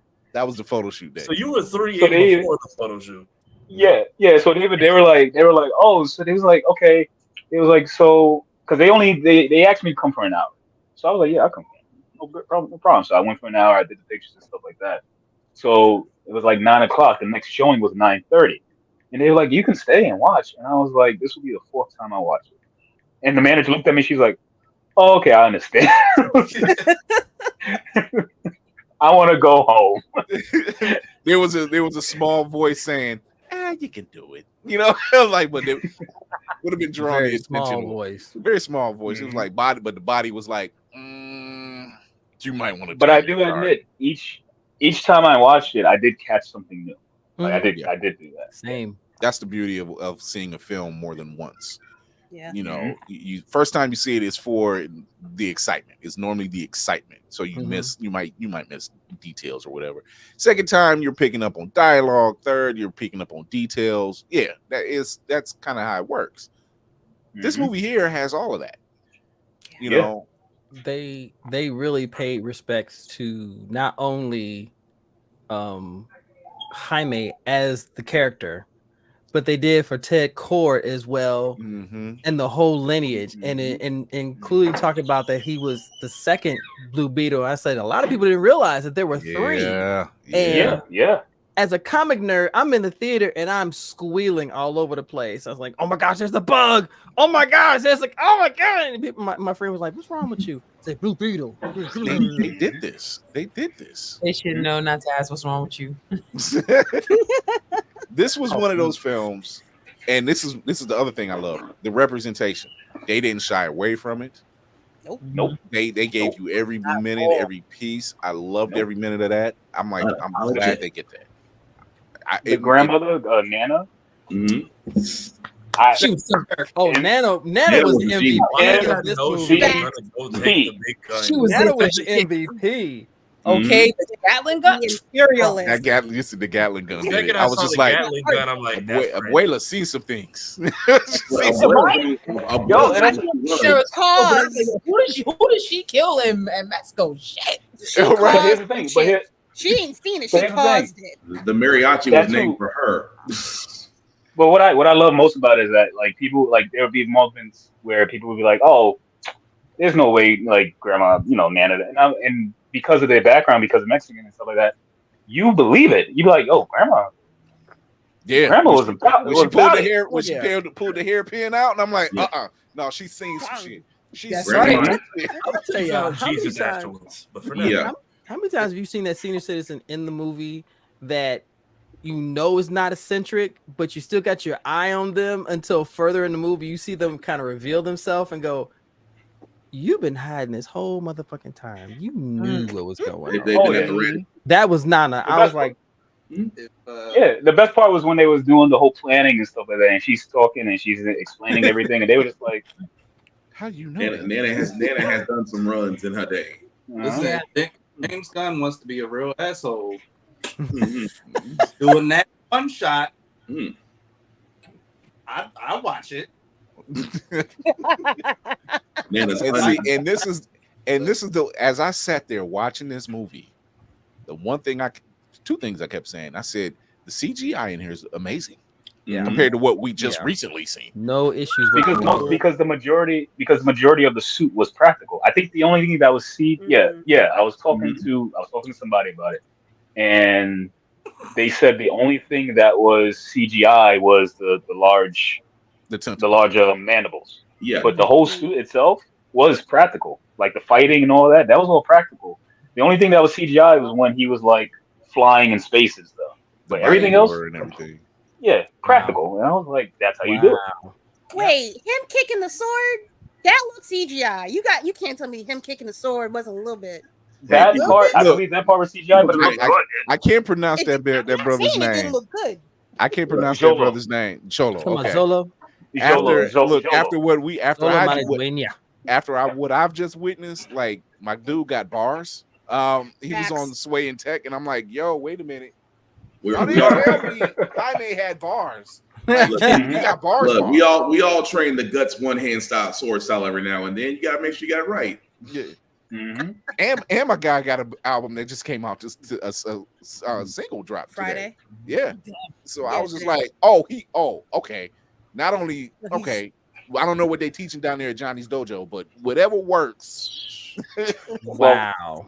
No mercy. I have faith in James Gunn, and because everybody's saying how the way Blue Beetle, like they say it's not making enough at the box office and stuff like that. And I was like, well, listen.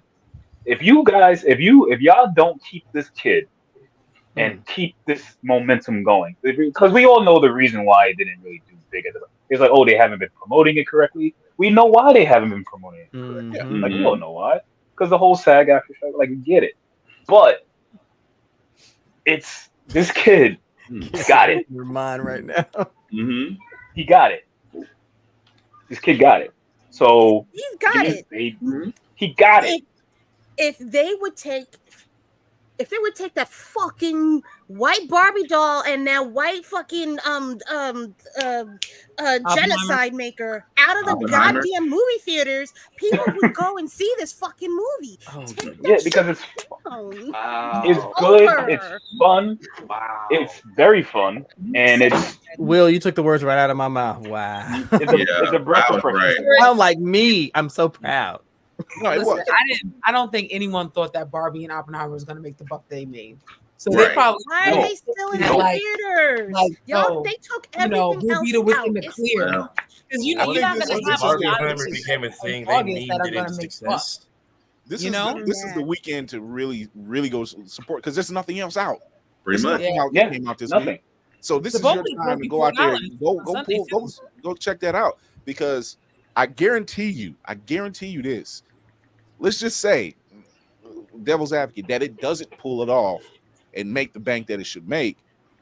I guarantee you, by the time it hits Blu-ray, digital, and streaming, it's a different story. Yeah. I copped it already. It's pre-ordered. Yeah, because it really is. What? George Lopez is funny. These stories that you're getting, like especially when he's talking about when he's talking about the father and him, and he's like how the father was basically like he came up here, they all came up there legally and did their thing just to go back, reach back and get the rest of them up there. I'm like, I literally shed a little tear because I'm like, I know that struggle he's going through, and they watching each other's back. I'm like, it's perfect. Another thing that was a breath of fresh air was the pacing. So I saw Black Adam. When I saw Black Adam, I enjoyed it, but I was like, everything is happening so fast. Like what? Yeah. Like you blink, and there's somewhere else. I was just like, what? Like you could if you was at the movie theater to see Black Adam and you went to the bathroom and came back, you missed a lot. You missed a lot. The pacing was so good in this. Yeah. You had time to build a relationship with the character, with each and every single one of the characters. The sister, the grandma, the evil chick, Susan Sarandon, whatever. White Karen, white lady. Evil white Karen. Evil white lady. Karen. Susan Sarandon. She liked my suit. She liked my suit. Did you just call everyone the same name? Yeah, Sanchez. Oh yeah, Sanchez. Yep. Everybody was Sanchez. Yep. It was so bad. My name is not Sanchez. I was like, yes, cuss out. You're not going to be here very long. I know his last name was De La Cruz. Yes. But it is. It's what's going on, Smoke? What's up, man? One of the things I like what's up, baby? Movie will be cold hits in the future. Yeah, you're right. And and we've all seen Black Adam, and I knew it was something missing, and that's what it was. It was the pacing. It was like, yes, The Rock. We've always said The Rock should be Black Adam. He had that look, compared to the comics. The pacing was too fast. Wait, I was like, God damn. The hell? I mean, it made it hard for you. And they hardly get any shine. And this my biggest complaint with DC anyway. You kept focusing on the wrong characters, and when you do introduce somebody, it's a flash in the pan. And that's why I love Blue Beetle, because it made you feel for what Jaime was going through. It made you feel for the family. Emotion and caring were put into this movie. So you sat there every moment you went through. You felt it with them, the loss, the happiness, the hope, all of that. You felt it. Tears, laughter, everything. I walked out of the theater. I said, this is a must-see for anybody. I mean, so the moment that got me, because it always gets me.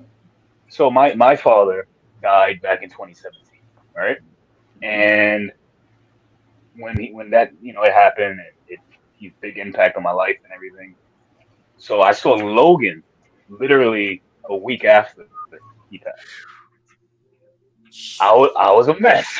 That's a rough ride. Damn. The Professor X scene had me. I was a mess, right?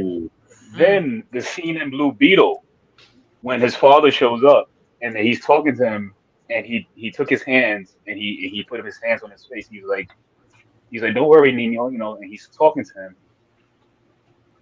It does. Because when my father was in the hospital, he died.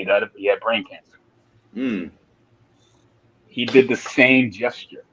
He did the same gesture. He grabbed me by my hands, and he was like, son, you'll be all right. So when that happened,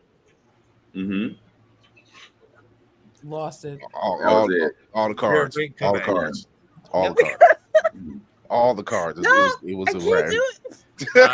When they raided the house, I was like, when they raided the house, I'm like, it's up for somebody right now. It's And when it happened, I was pissed. I knew it was happening, but I was pissed at Susan Sarandon's character because I'm just like, you don't fucking understand what it is. The level of what's getting ready to happen, and then knowing that he couldn't do anything, right? That he was that's another watching thing. and he was helpless, and I'm like, he didn't know. He didn't know. He basically from the time that they raided the house to when he woke up, he knew nothing. The last thing he saw was his father on the ground. That's it. So when he finally did wake up, he didn't even know his family was in the that place with him. Yeah. Because what happened? Who let him out? I think it was De La Cruz that let him out. It was like, he was like, go get your family. And Jaime was like, what do you, my family? What am like it? And that, so he was just in the dark for everything. So when he woke up and was ready to like do his Blue Beetle, he was just like, he wakes up, his family is fighting, his Papa is gone, you know. Well, he found out Papa was gone because they were in the plane. They did the whole Black Panther plane as it was happening. The astral plane, but that was an intense thing. Oh yeah, you know what it was? It's the fact that like normally it's like, they can't get a medical attention, and they still got him to an ambulance, and then he still didn't make it. Yeah, like when you saw the faces all just change and they all dropped. I'm like, damn. But who held it together though? Who held them together? Who the matriarch? Nana. Oh my God! When she looked at her son George Lopez, when she looked at her son and brought them in, she's like, bring it in. Nut up or shut up. That's basically what she said. And this is her baby. Get him. Now it's not the time to cry. It's time to fight. That's what got me. She said that. And that's the thing. Like, this is her baby. It's not supposed to be like that. It's supposed to be reversed. You're supposed to be marrying me, you know. So for her to see her baby, her son, go out like that, and still be like, "Yo, all right, guys, we got work to do," like that right there. And that part was just so ethnically brilliant because it's us POCs that would be like, yo, we got shit to do. As women, shoot now, cry you know later. what I'm saying? That was like Harry. Exactly. Javier Gillian, who I know him as Guillermo from What They Do in the Shadows. That's when they plays De La Cruz. Because when I seen him, I'm like, oh, it's Guillermo. And my wife was like, oh, and I'm like, you don't watch that show, I do. And so when I seen Bo, and I'm like, oh, dude, really? You just gonna let all this go on? Like, but then he realized, like, no, his family. No, I'm gonna let you out. You go get your family. Don't worry about it. And then he got stabbed. Yeah, because he was like, the damage was done. He knew the damage was done. You know, where does Creature Commandos take place? Can I get a young Nana flashback during her Revolution days? Ooh, right, yo. Like, I'd be down for that. Let me get a quick cameo of her with the Bardock bandana, just lighting shit up. Ooh, not Granny Goodness. She's just. You know that'd be good. That's how you start. That's how you start Blue Beetle 2. That's how you start the first one. You have a quick 15 minutes, not too much, like 10, 15 minutes of just real quick of what Nana, like, you see back in Mexico. She was that chick. Yeah, exactly. Then I had your father and we come here. I think that, and that was another moment when she, in that moment, that told it, because I'm like, she's seen some things. They've suffered through some stuff, and knowing she just lost her baby, and she's like, we got to go get my grandboy. We got to get your son. We have to go. We can cry later. We need to take care of this now. Yep. So, and the way the community came forward for him, and I'm like, all it is. I'm just like, and this is perfect. And don't forget the overarching of haves and have-nots. That was one of the biggest things that caught me.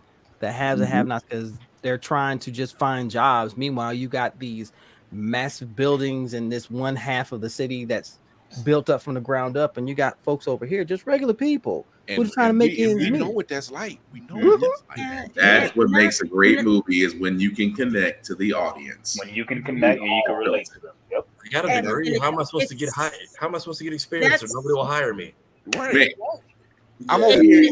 That's across multiple generations. It's literally 3 generations in that movie, and there is something for every single generation. The fact that the uncle is pretty much a tech genius his damn self, but you know, is what the materials he got to work with. And I'm like, yo,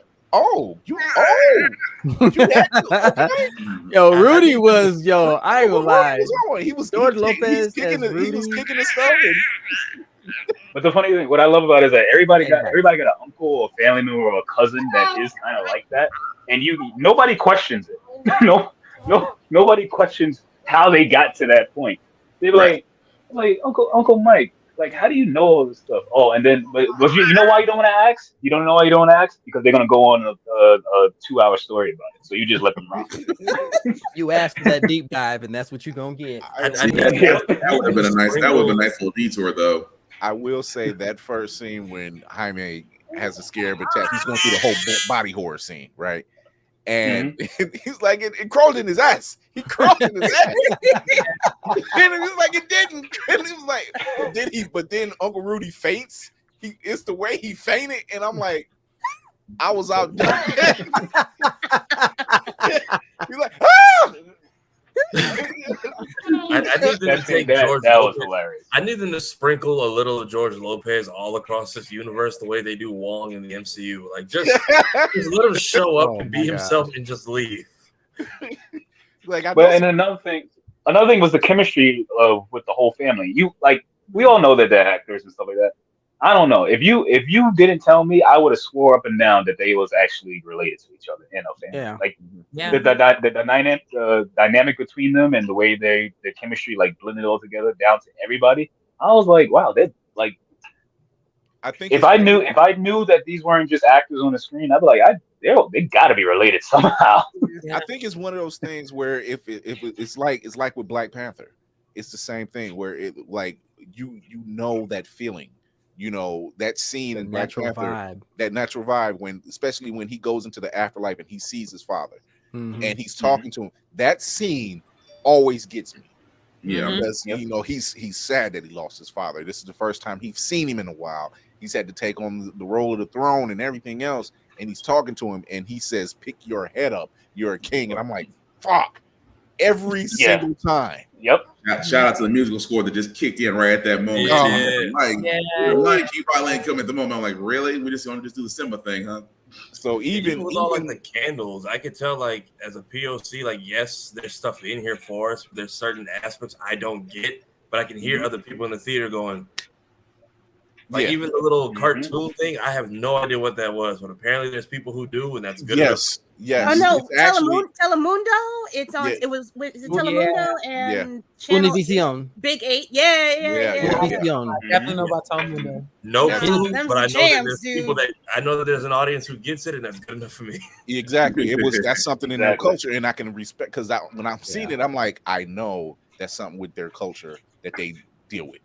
I was waiting for someone to say "Bienvenido a Sábado Gigante." I remember that. Sábado Gigante. Sábado Gigante. I just showed my age. I don't even care, but I got excited. We know about Sábado Gigante. We're like, that show is great, regardless if you know Spanish. Right? You ever been flipping, and it'll pop up. And it's like real, like you don't understand shit, but it's really interesting. Yeah. Yo, the fucking telenovela is B. Yo, jump rope. There's a mini man with a microphone. Everyone's talking fast. I have no idea what's going on. Fireworks.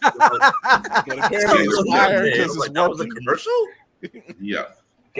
Gasp in Spanish. But see, that was the beauty of this movie because, especially for our culture, we can understand that whole dynamic of the have and the have-nots, the family dynamic, and trying to do it right, according to whatever. And then even having community back you up.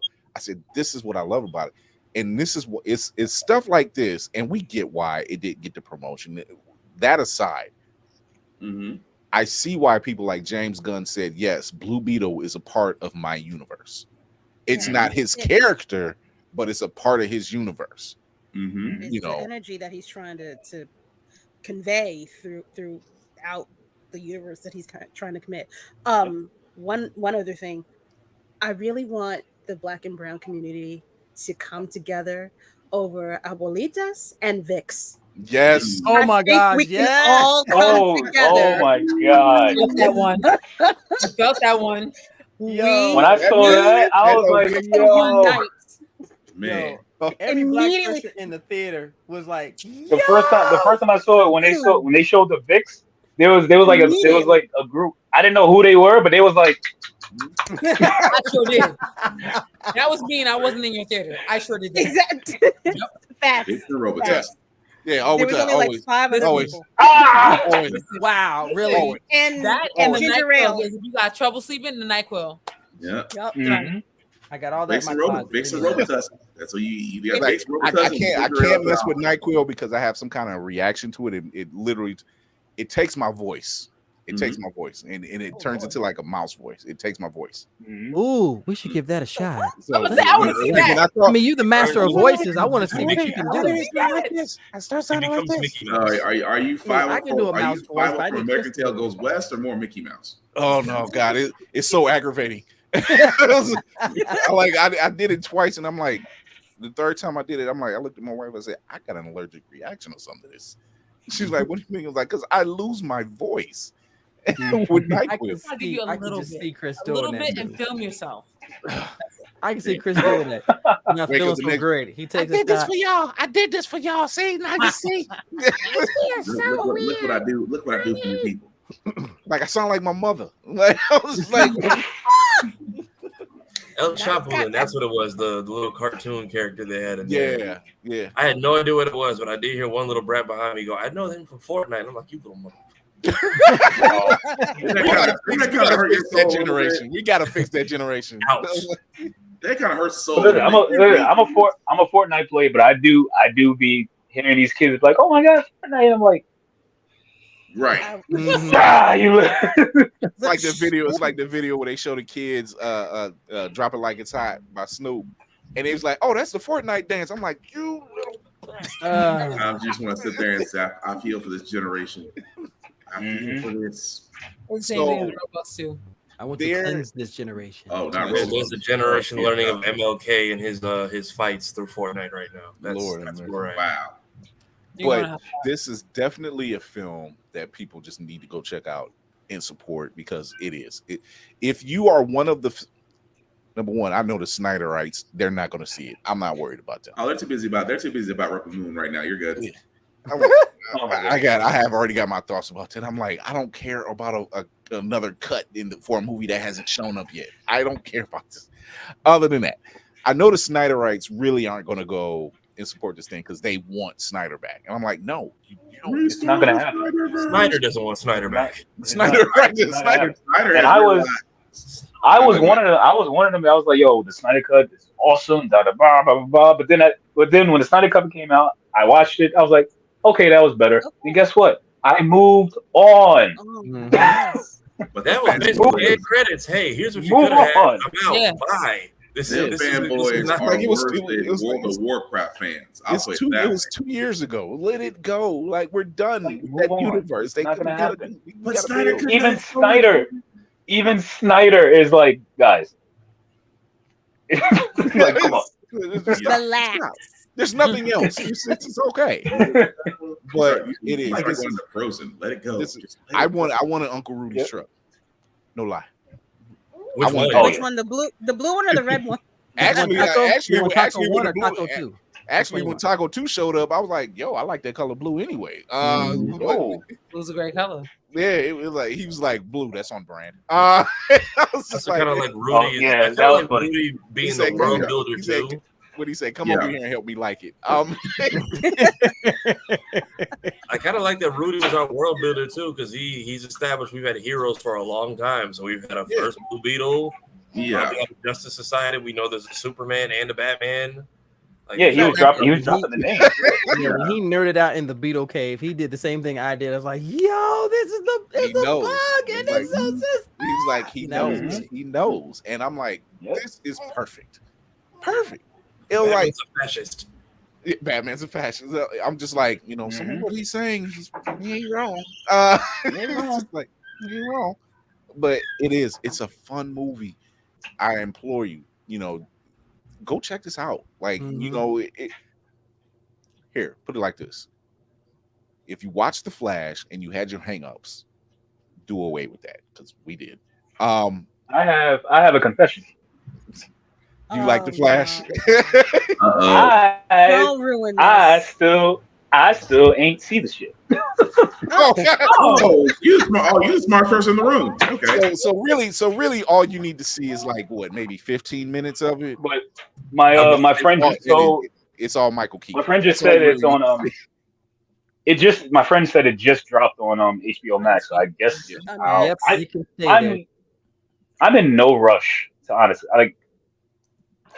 Neither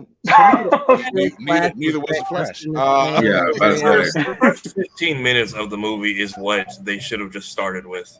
You said for like this entirety of the first you see how they just kind of like touch a little bit of everybody, and then it's just like okay. I thought you were talking about when he was with the babies, not the hospital. Yeah, not that's the what I baby remember as the first part. But what that was a creepy ass scene. Yes, that whole part where it's like, why are you calling me? Well, she's over here. I'm like, you see how we just went there and we didn't need. You know what's funny? I've seen all the spoilers. I know about all the everybody here has seen it, right? Besides me. Yeah. Okay. I know about the death. I know about it's like if I'm checked out of it and I didn't even see it yet. Like you know what I mean? Yeah. It'll probably be another year before he decides. He'd be like, there's really nothing on. Let's see what this is all about. I was there. You might be channel surfing one Sunday morning, Sunday evening, and be like, okay, guess I can watch it. Yeah. Stand by the Batfleck. It's just Batfleck and Keaton. That's really all you're there for. And Sasha Cal. Everything else is just kind of like, man. Also, nice to know that like Gotham in a world without crime is just doomed to just explode. Pretty much. Basically, in a world where Gotham is not ghetto, it's up there. Because you know why? Because Michael Keaton Batman took care of business. That's why. I walked away. And Val Kilmer Batman did him out to anything. Yeah. But yeah, Blue Beetle is absolutely a fantastic film. It's fun. It's funny. I've been a fan of this character, and especially when they started showing him on Young Justice, and I was just like, that was season 2. That's how I got introduced to him. And before I started making the suit. So I started making it a week after the first trailer dropped, because I was just like, I'm like a kid. I'm like, oh, pretty, make it. So then, like I have a rule that if I don't know a good amount of the character, I won't cosplay. So aside from Young Justice, I was like, all right. So I got the Volume 1 graphic novel. Started reading through that. I was on YouTube watching all types of Young Justice episodes, reading all types of comics and scripts and stuff. The Scarab is an overpowered motherfucking weapon. Yes. Like, yes. Yes. It's top 3 in DC universe, like overpowered. So like it was you ever see those memes where you always say, oh, which weapon should you choose? And everybody goes for the Lantern Ring.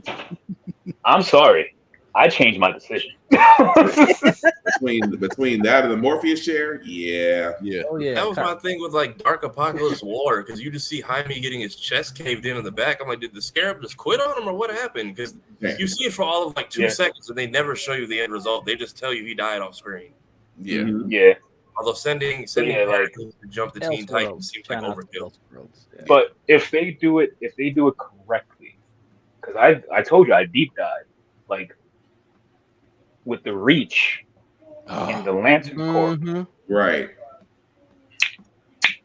But if they do it correctly, I was oh my god, I was waiting for it. There was definitely some scenes when Jaime and the Scarab finally are here. Yeah. After he sees his father, which fucking great scene, number one. Because it's just like like I said, you know that hero journey. We've seen it. We've seen it in every movie. We know that hero's journey. This was his moment, and when he sees his father, and his father like, no, you go. This ain't for you. You go. And he finally meets up, and him and the Scarab are like they're one. That scene in the tunnel. Oh yeah, when he's just whooping ass. That gave me Daredevil vibes. Okay, he was just talking always seen. Oh gosh. Oh, when he hit the Scorpion at the last, get over here. Yeah. And he's seen his sister in danger. He was like, oh hell no. He said, get your ass off my sister. And that one tried to run, didn't he? Yeah. That was the dude who got scorpions. Yeah. I was like, either they just like the game or they know that it comes out in a couple months. Either way, perfect timing. And it's a Warner Brother property. Yeah, it is. It's perfect timing. It's just like seeing the sword. I'm just like, if you're a gamer and if you're a nerd, you know, it was like when you seen the sword and I'm like, when in doubt, go for Old Faithful. It was like, and this is one of those things. This movie does hit all the notes. See, now, Julius is gonna go. He's gonna start practicing the whole sword swing. Oh yeah. Practice that one arm twist. That's all I'm saying. The one arm twist. Yeah. If you get the, I can make anything, right? Right. So I'm curious though, because if DC is following the same formula as Marvel, and which they should have been doing all this time, precisely, they're building up to a major storyline. I've had this debate with my friends. It's like, what storyline are they going with? And I said the most obvious one that brings everybody out is Crisis. Crisis on Infinite Earths brings out everybody because this is a chance to recast certain characters. Like, okay, you don't like Cress Williams as Black Lightning on the CW. Bring Black Lightning to the screen. Let's see who you put out here with him. Where's Young Justice? Where are the real Teen Titans? Come on now. Let's do this. We've always said this. We've always they got Henry Cavill Light already, so I ain't gonna shade you when they put a side by side picture of those two, and I'm like, okay, never mind. Because I'm about to say Infinite put on like 20 pounds of muscle, he'll be all right. If they do a Crisis on Infinite Earths, we could get both of them on screen at the same time. I mean, that's what I was thinking. That or Blackest Night or Brightest Day. Or God forbid they bring them. It was so messy. Or God forbid they bring the Snyder people in and they're the Justice Lords. Oh Lord, the Justice Lords. Oh God. But it stands to, there's really no question. Like Julius said, we trust Gunn. We especially after we seen what he did with Guardians. We trust Gunn. I'm like, this dude managed to take one franchise, keep it pretty much separate from the rest of the world, and told their story and told a fantastic trilogy, flat out. So I know, and I've watched his work. I know this dude can take the obscure and bring them to the forefront. Look what he did with Peacemaker. But he also sat there. Peacemaker was an ass in the Suicide Squad. And then you watch the actual series, and you're like, oh, I gotta go back because it's making you look at things a little differently. I'm like, you're telling a story, I can appreciate that. So him putting his backing behind, he's like, yeah, Blue Beetle's a part of my universe. He didn't say that about the Flash. Right. But he also told Warner Brothers, here's a line, don't cross it. That's it. Which in the words of Carlos Miller, quit touching shit. Quit touching shit. It'll be fine. Yeah. And this is one of those movies where you need to really sit back and, Black and Brown, definitely, seeing this film and realizing they see themselves. They see themselves, in some form, in some fashion. They see themselves and they can understand it and they can feel it. And damn, is it fun. It was very fun. Very. So, and I walked out. I literally walked out the theater like, finally. I had that moment. I was like, finally. I told you I was nervous. I was like, yo, I'm blowing up cosplay. I like the character. That the screen came on. I put my wife on. I said, I hope this shit sucks. The movie, I really hope this doesn't suck. It did not disappoint, and you see my man here on my microphone because that first cut scene right after the immediate credits. I heard that I squealed. I said, "My man is." I was waiting. Back. I was waiting for the entire film when they said, "Oh, he vanished." I'm like, "This man ain't dead. This man ain't dead. This man ain't dead." When you say he vanished, that he ain't dead. I need to see the body. It's still a story to tell. Now he got a mentor. Because at first I was just like, okay, they lost their home. Will Victoria give them the home, or Mr. Cord himself? And like, and so when it still came out, she was like, "Oh no, I'm going back home, but don't worry, we'll rebuild your home." I'm like, "Oh, everybody wins." And I was like, "Everybody wins, everybody wins," and it was just like, and I'm glad the whole romance thing. I'm like, it was too predictable, but they never connected it. And I'm like, yeah, let's leave it that way. It didn't take over the whole movie, which was good. Right. I will say though, like my house burned down. I don't need a plate. I would need somebody with some power tools, please. Yeah, that was my only thing. Also, they just ran up in the heart of the neighborhood. I don't got one nosy neighbor with a phone. Like I was saying different things. I was like, where are they actually gonna put that food then? I mean, my house burned down. So where are they putting it? I will say on the lawn. Where the lawn? I will say this. I ain't got one nosy boiler with a phone trying to see what's happening. Why these people in my house just? If that's in the neighborhood of mind your business. Look, I will say that dining room table took some beatings. I was like, oh, they're gonna put it right back together. Look, you see the hinges. The broiler was sitting there, and you see the dining room table right after the movie. Granny was on 10 from the time the tea started shaking. She had flashbacks. Oh yeah, she knew. She was like, "That's that 6 She knew. I kind of like how they played with the rating because it was like PG up until we got to the raid, and then it's like, okay, we're just stepping on people and shooting folks. Yeah, like when they was in the ship and Uncle Rudy was stepping on the guy. I was like, he's dead. Yeah, they like he was smacking him and then like knocking him out, and then the last guy he just impairs and it's like 50 points. That's where we made the other side of PG-13. Like, okay, we've covered everything. We've got about 5 cuss words, 2 decapitations, and 3 stomp outs. We need 1 stabbing. Is that going to work? We could go for 5. The stabbing at the end was very bloody and violent. Yeah. You always get, we got to make sure that quota's met. But yeah, fun film. Definitely worth the watch, worth the money. They're definitely on track to correcting the new universe that we're going to be getting from James Gunn. We pray that they get this strike thing taken care of. Pay the writers, fucking pay the writers. Jesus. You know what I'm realizing? Like, there are shows that I like, but I'm forgetting to check in because I don't have that weekly flood of my timeline for the people involved.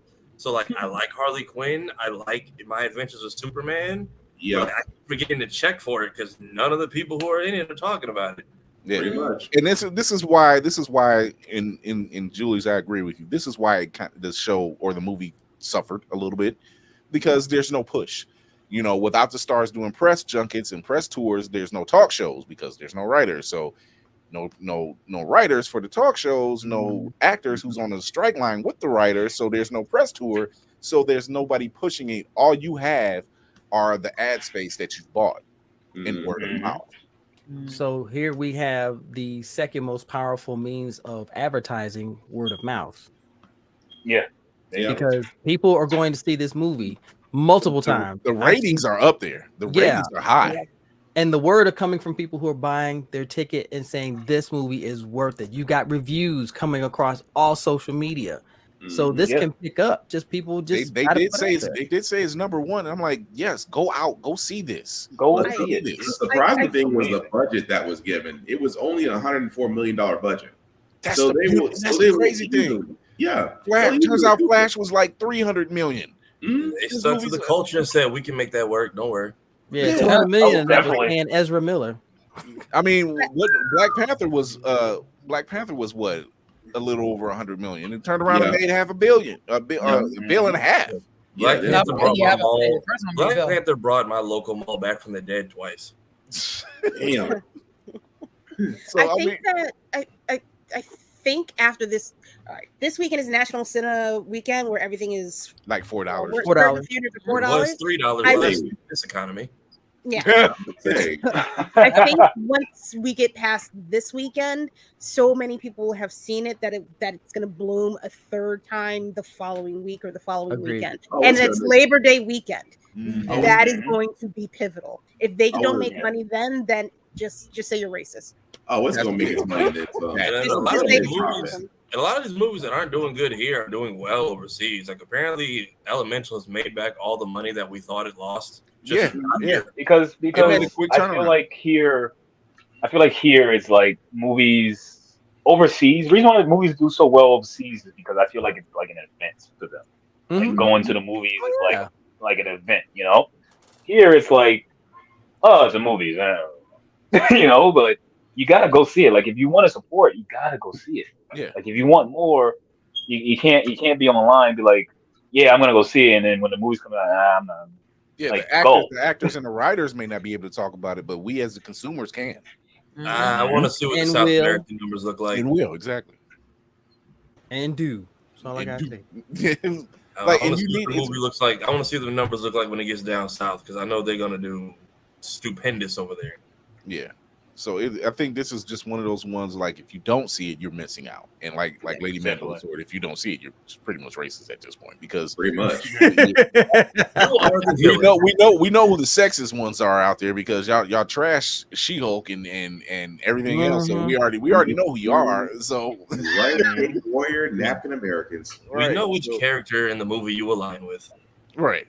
So now we have first Latino superhero brought on screen like this, and at a considerably cheaper budget considering, and smaller budget and better quality. Money is not everything. It wasn't just me going through there like saying, I'm like, this looks so much better than what I've just recently been fed. I like, this looks way much better. Like, you would think that they pumped 200 million into this. You would think. Yeah. Definitely. You know, no, this is just what happens when you find enough fucks to give. Yeah, you find care from head to toe in the movie. You do. So, and I think this is one of those things. That's why I'm glad Gunn said, no, this is a part of. He didn't say Flash was. He just said, go see Flash. It's probably one of the greatest films. That was a studio head saying, hey, you need to say this. That was Gunn fulfilling his contract. You have to say, go see Flash. Yeah. Okay, I'll check that. Don't ever ask me about that again. Right. No. And nobody did. But and never come back. I'm working. Right. But as far as Blue Beetle, he literally came out and said, yeah, that is a part of my universe. That he's like, I may not have done that. It's not on my docket, but yeah, I'm bringing him in because he's seen it. He was like, it is fucking fantastic. Yeah. Go see it. Go check it out. And on that note, otherwise you're racist. Otherwise you're racist. Yeah. So we're closing out. Give me over here at the bottom. We're closing out. Let's start off with our guests. Let's start off with the ladies first. Let me start with the guests. All right, bye everybody. Don't do that. No, but good night, everybody. Thank you. Thank you so much for having me. It was a privilege. I had fun. This is the vibes. I love the vibes. Good vibes. Good vibes only. We did our job. If it ain't good vibes, I don't want to be in it. We're not fresh and fit out here. See, I thought the Gina Rodriguez joke I did earlier was too much, but damn. That's uppercut, body blow, jab. compared to what they've been doing. Oh no, that's I mean, just they had straight it on the coming beat. to him, but damn. Just upside the head, Lord. I'm in Aries. What did you expect? I'm going for the jugular. I don't. That's how you do it. Meanwhile, me and But Black thank you. Spartan in the chat trying not to double get this double tap. It's all double tap. Exactly. Pow! Oh, But thank you for having me so much. And yo, like, if you can I come back? I like Can- Yeah. This door is Come open. through, This come door is through, open. guys. What you talking about, man? You sit there and help. Wait. maybe shoot. Yeah, Come bring me in, like hit me up. You know deals, you know the vibes. Hit me up. I'll jump in anytime, Yeah, all the time, nice. every Tell time, everybody where they can find you. yeah. everywhere. All my Sir Julius Cosplay across everything. You Google me, Sir Julius Cosplay. That's where you can find me. Everywhere. The man is Red Hood and Blue Beetle. He says it so casually. Google me. I mean, just Google me. Like, Google me. No, you look, check it out. Google me. No, because you know who else does that? Hellspawn. Search my He's like, name. Google me.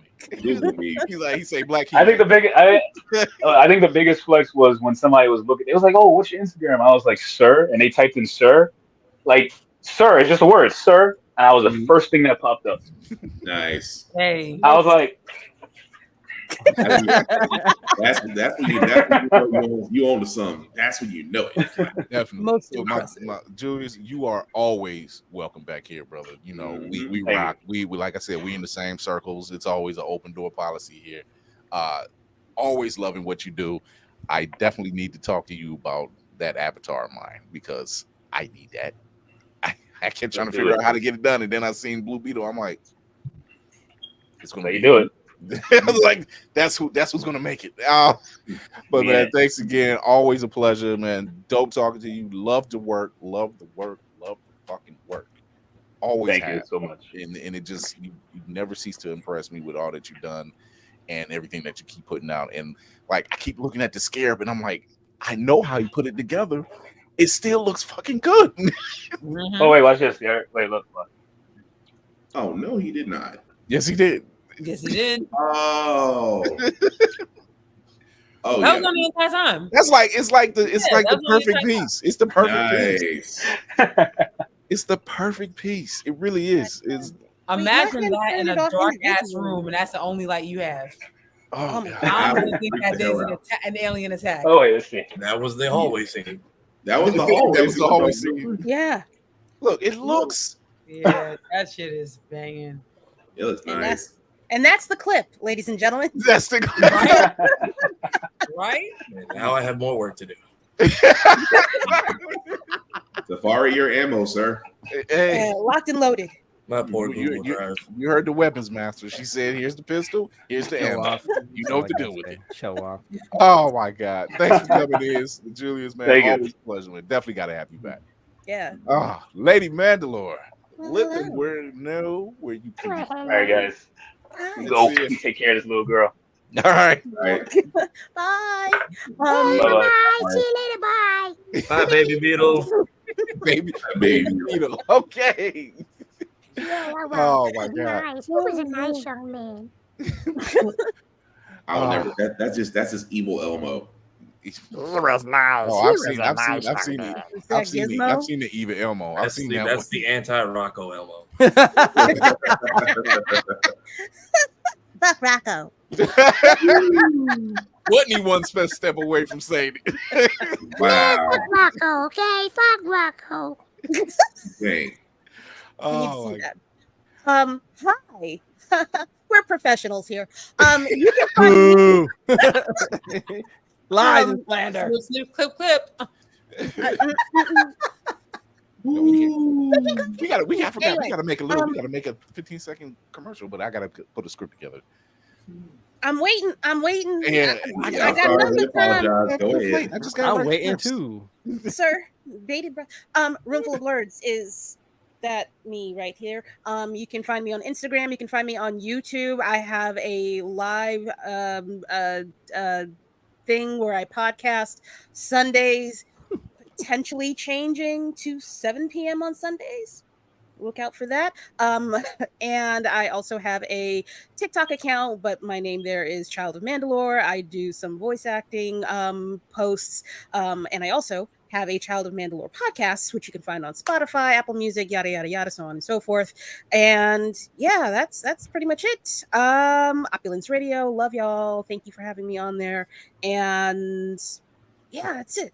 Straight, good. Getting sleep, y'all. It's great. Must be nice. I'm still trying to figure it out. Sleep sounds wonderful. How does that going for you? It's beautiful. Birds chirp. She's not getting up anymore. She's like, fuck them birds. Oh my God. Agree or the horror? Laney, you can't say fuck them birds. I was born on Snow White. Fuck them birds. She would say it too. That's why she died. She tried to get away from them damn birds. Wow. Wow. Yeah, no, I don't want any. No, so go away. hold on. So I'm looking at the IG page as well. Swiftstream says, "Where can I see the full clips? The skits got him." I was like, "Go check the YouTube channel." The return of steak. Show your love over at the YouTube channel, people. You like the commercials? You like the skits? We got more coming for you. We don't stop working over here. Stay busy. But it's all for you, the citizens of Gotham. Go ahead, tell her where they're at. Agree on the horror. She watches the horror movies, so you don't have to. You don't have to. Hey. My name is Lainey. I am one half of Geek by Heart. Me and my husband run Geek by Heart. You can find us on YouTube, where we talk about movies. We talk about anything. We do a lot of movie reviews. We do a lot of trailer reviews as well. And he is now starting to play God of War 3. He is on his little journey of playing all of the God of Wars. So he's up to the third one. Then he's going to go to 2018. And then he's going to finally hit Ragnarok. So tune into him on Saturdays and Sundays. He's on Twitch as well as J General. You can find us on TikTok. You can find us on IG. And yeah, come and be with us. We are a lot of fun. Do what you love and love what you do. That is what I'm trying to do for you. Lainey, is it Yes, Jay? Is it General. Jay? JAYNERAL on Twitch. Okay. Gotcha. Spelling bee champion. There it is. I love how she focused on that. She was like, "Oh, I'm gonna get I had to think about that. She had to tap into her. Oh my God. Maybe before you start, I just want to say that Blue Beetle looks like he has a really big schlong. Jesus. Good night, America. Thank you for Clip number 2. And Tafari, you're up. And it's right before I say anything. It's like, right, I ain't gotta hey, follow that. schlong alert, ladies and gentlemen. We've got a schlong alert here. It's blue and it's shiny. Tafari's like, I gotta sleep sometime. Adam and Eve has got that product waiting for you. Blue and shiny. There's your code, Blue Beetle. Damn it. Code is Blue Beetle. We're looking for sponsors, ladies and gentlemen. Great. I'm putting arms down because even No, Taylor it's said the mic. It's because he's on the mic. He couldn't just be surfing on a rocket. You dirty mind. I know, man. I know. It's nothing we can do about this. You know, just Tafari's like, a compliment. It's a compliment. I'm just here to save Hyrule. That's just... Ladies and gentlemen, boys and girls, blurs of all ages, good evening, good morning, good afternoon. Once again, it's your frosty bearded blur the corn here with the crew on the Blur's Eye View, bringing all this culture to you. And don't you sleep on it. Go see Blue Beetle. It is worth every minute. It is worth every dime. I'm about to go see it for number 3. But if you want to hang out with your boy, I am bringing back the Blur the Corn Convos. I'm on Instagram under Navy Montel, as well as on X under Navy Montel. You can find me on TikTok, Twitch, and YouTube under Road Catnip. I just released my review of Blue Beetle on the channel tonight prior to the broadcast here. So go check it out. Maybe our opinions meet up. Maybe they don't. I don't care. But as long as you come and check it out, if you like it, that's all that matters. I am one half of Blur the Corn Speaks. We are about to record another episode. We just put another one out before, and it has been going great. And if you are bored and you're coming to Dragon Con, come find your boy. I will be at Dragon Con next weekend, and it'll be my last hurrah before I start a new job. So yeah, all right. Please do that. And now I've been told that I should continue to do Master Roshi because it has gone viral. which is scary. There's an artist I'm talking to, and she wants to do a commission for us. And I said, well, how do you do with a team of 7? Because I've seen her work. And I'm like, how do you do with a team of 7? And she's like, well, 450. I said, we'll talk. We'll talk. We'll talk. It's not the same woman that had us figured out by colors. Oh no, I said, let me talk to the team first, because I got ideas. I got ideas. I need her to capture my burnt sienna. Just you can't mess up this shade. All right, yeah. It's unique. It's a sister. So she can't. Okay. This is peanut butter left in the sun, y'all. If y'all want to know what that color is, peanut butter left in the sun. Peanut butter left in the sun. The creamy, not the crunchy, because that sounds like an ice cream that Ben and Jerry. So you basically just roasted. Do not give them any ideas, and I'm not getting any royalties off that. Okay, we're gonna have pink sauce memories off of this. That's some bull. I don't want that. Oh my god. Sorry, I've been watching documentaries all day, and she got what she deserved. I'm sorry. Jesus. I said what I said. Safari is in the building. He's like my co-producer now. Basically, I am. Can I help you? No. I've been offered food for my services. Oh yeah! Wow. Wow, you get delivery and you're like, I can't get this right. Safari TV on all socials. I post on Mondays because Mondays suck, so I try to make them less terrible. I am in the official keyboard crypt of the comment section, boots on the ground boy, and bridge builder for the Blurred's Ivy podcast. I don't know how this magic works. I just say shit and people listen, and then they end up here. So it's like Zatar. It's like Zatar. Basically, yeah. You can also shit backwards, but it works. I'm in the comments. I've produced most of our clips. So please start checking the video and the live section of the channel. I'm about to get struck by lightning. Damn it. But yeah, we have our interview with Carl and Love Jones out right now. Geeks and Grub just dropped on the channel. Cree Summer drops on Tuesday, so stay tuned. I'm usually in the lab working on something to be keeping this place lively. Mm-hmm. And we do very well doing so. Man, you don't want to miss. You don't want to look. If you missed the lives, shame on you. You a fool. Because you want to be here in the virtual live, and you want to see us in person because we'll be hitting the streets very soon. I'll be at Dragon Con too. If you see me, I'm probably lost. Point me in the right direction. No. I can't wait for those videos. Fuck that. Follow him, because wherever his ass looks up at, you can be there too. So don't correct him. That part. Treat him like a lost Pokemon. Just follow him. When in doubt, go to the Hilton. All of us go to the Hilton. You can't go wrong. Right. But I am Black Fox. I am the Black Spartan, also known as Black Fox 447 on all socials. I usually do reviews on everything that I read, that I play, that I watch, including gym stuff, because I'm trying to stay in a shape, not trying to become a shape.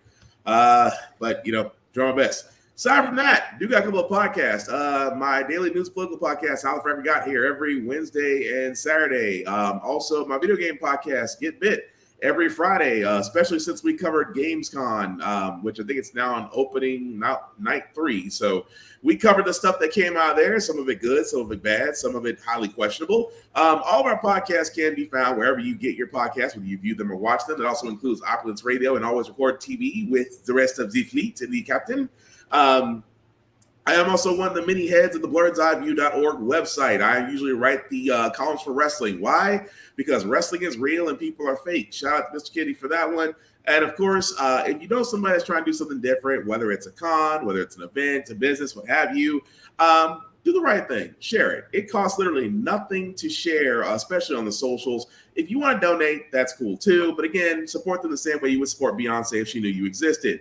Aside from that, guys, it is con season. I just have 3 simple rules for cons if you go to them. I highly encourage you to go to a con, specifically a black con, just because we need the attention, we need the money, we need to bring people together and make these cons bigger than what they are. Because J1 Con, DreamCon, BlurredCon can become just as big as San Diego or New York Comic Con. The only thing missing from them is you. Aside from that, again, my rules. Number 1, respect all cosplayers. Again, it's not that freaking hard. People treat them the same way you would treat your mom or your daughter if somebody was oogling at them.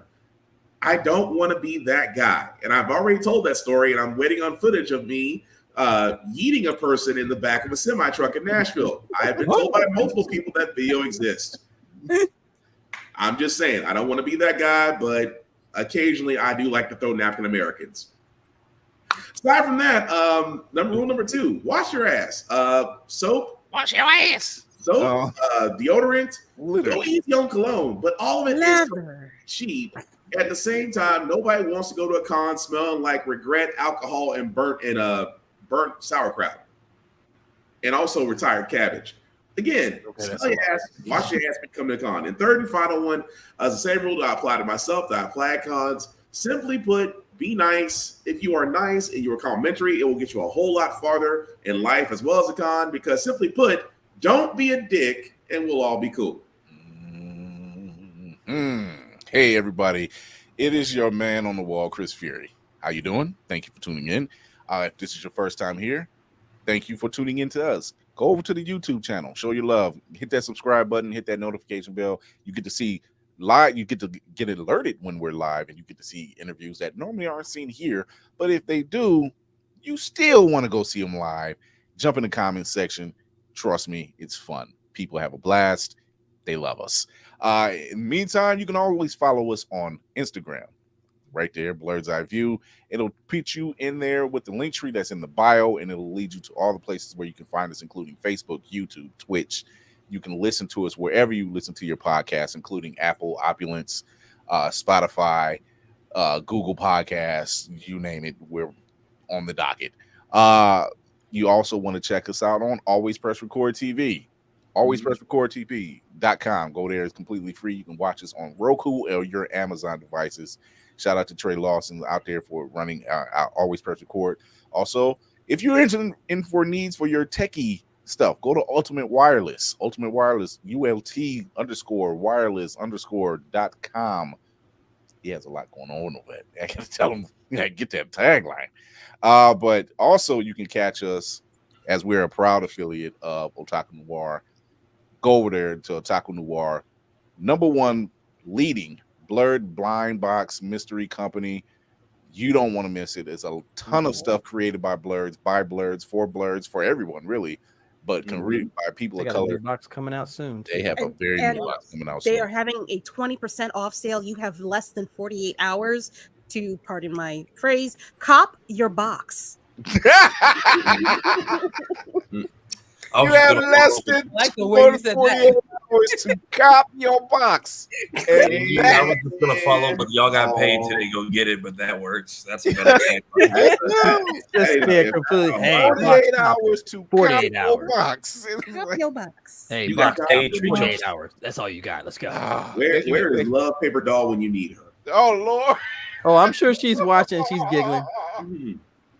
Man, if that ain't an advertisement, I'm just I gotta reach out. I need you to do something. But yeah, check us out pretty much everywhere. You can check us out on the lives. You can check out all our interviews, past shows on YouTube and on Always Press Record. We have fun here. We do this for the positivity. We do this for the culture. We do this for the love of the art of nerddom. And you're not going to find that anywhere else. Everywhere else, it's some kind of sadist or macho, machismo, BS, fresh and fit garbage. Who knows? You're not going to find that here. And yes, we do take shots. We always for the smoke. My second in command is the weapons master. Flip is empty. We for the smoke. I like to fight. As she says it with a straight face and a smile. That's the I part like to fight. disarming. You think I brought her on? The disarming. I like to fight. We know. I literally was told when I was practicing Taekwondo, this one likes to sweat. Yeah. Yeah, I do. It is true. If Captain Reynolds can have Zoe as his kick-ass second in command, I can have Lady Mandalore's mind. Why not? Fair. That's fair. She has the spirit of a abuela. She does have the spirit of a What boy. did she say with the Gatling gun? Down with the I'm blanking on the word. Down with the imperialistas. Yeah. Cuepa, motherfucker. I love it. There's a little bit of Shea Guerrero in Abuelita. That's all I'm saying. Oh, I love I it. put I money love on it. Kara over Gina Torres any day. Okay. Yeah. So Wait, relax. Relax. That's a lot. That's a lot. I said what I said. We love Gina Torres over here. We love her. Somebody had a post up the other day. They said she don't get enough love. I'm like, who are you talking to? Who you been talking to? We good on this side. We good. Because we good over here. I don't know who you were talking. Maybe you just knew. You knew? Okay. That's those type of comments. They look for allies. Like, what you mean? We good. Yeah. She don't get enough love. Yes, she do. Don't mess up our invites to the cookouts on that side. You ain't messing up my 5 plates. Right. Miss Gina Torres and Miss Yvette Nicole Brown, you are being called to the Blurred's Eye View offices. We would like to see you immediately if you're ever in the if you just come on. Come on, Miss Brown. Come on, Miss Brown. You a fellow Clevelander. Come on, Miss Brown. Dumb on, boo. Dumb on, baby. We won't talk about your projects. We won't ask you about anything. We just want to talk to you. We just want to talk to you about you. That's it. I love the fact that she's a blurred. This is for Yvette Nicole Brown. I love the fact that she's a blurred. Big time. Mm-hmm. I love that. I didn't even know she was from Cleveland until like she did a live and she was in Warrensville Heights. Mm-hmm. I was just like, wait a minute, you're from Cleveland? Oh, damn.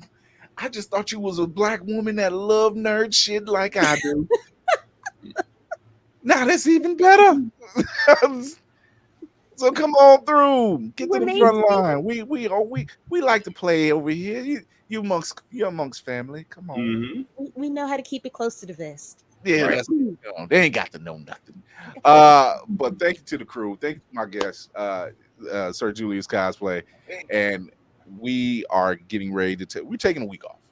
You're still going to see content from us, but we're taking a week off. Your man's got to celebrate 20 years of his anniversary with the Mrs. Fury. So, I got to make sure my brain's intact. Brown chicken, brown cow, ladies and gentlemen. Brown chicken, brown cow. The anniversary edition. Steak and cocaine. Steak and cocaine. The 20-year edition, steak and cocaine. I swear to God, if I fall asleep and it's what I could have swore I heard steak and cocaine in the background. I could have it's like, did somebody beat us to the commercial? Wait a minute. It's becoming legendary. You're gonna be like, I want NDAs, and I want NDAs yesterday. Right. But like we do with every show, you can always catch us Tuesdays, except for next week. But there'll still be a show being out. You can catch us Tuesdays, 8:30 p.m. Eastern, Facebook, YouTube, Twitch, and Thursdays, 9 p.m. Same channels.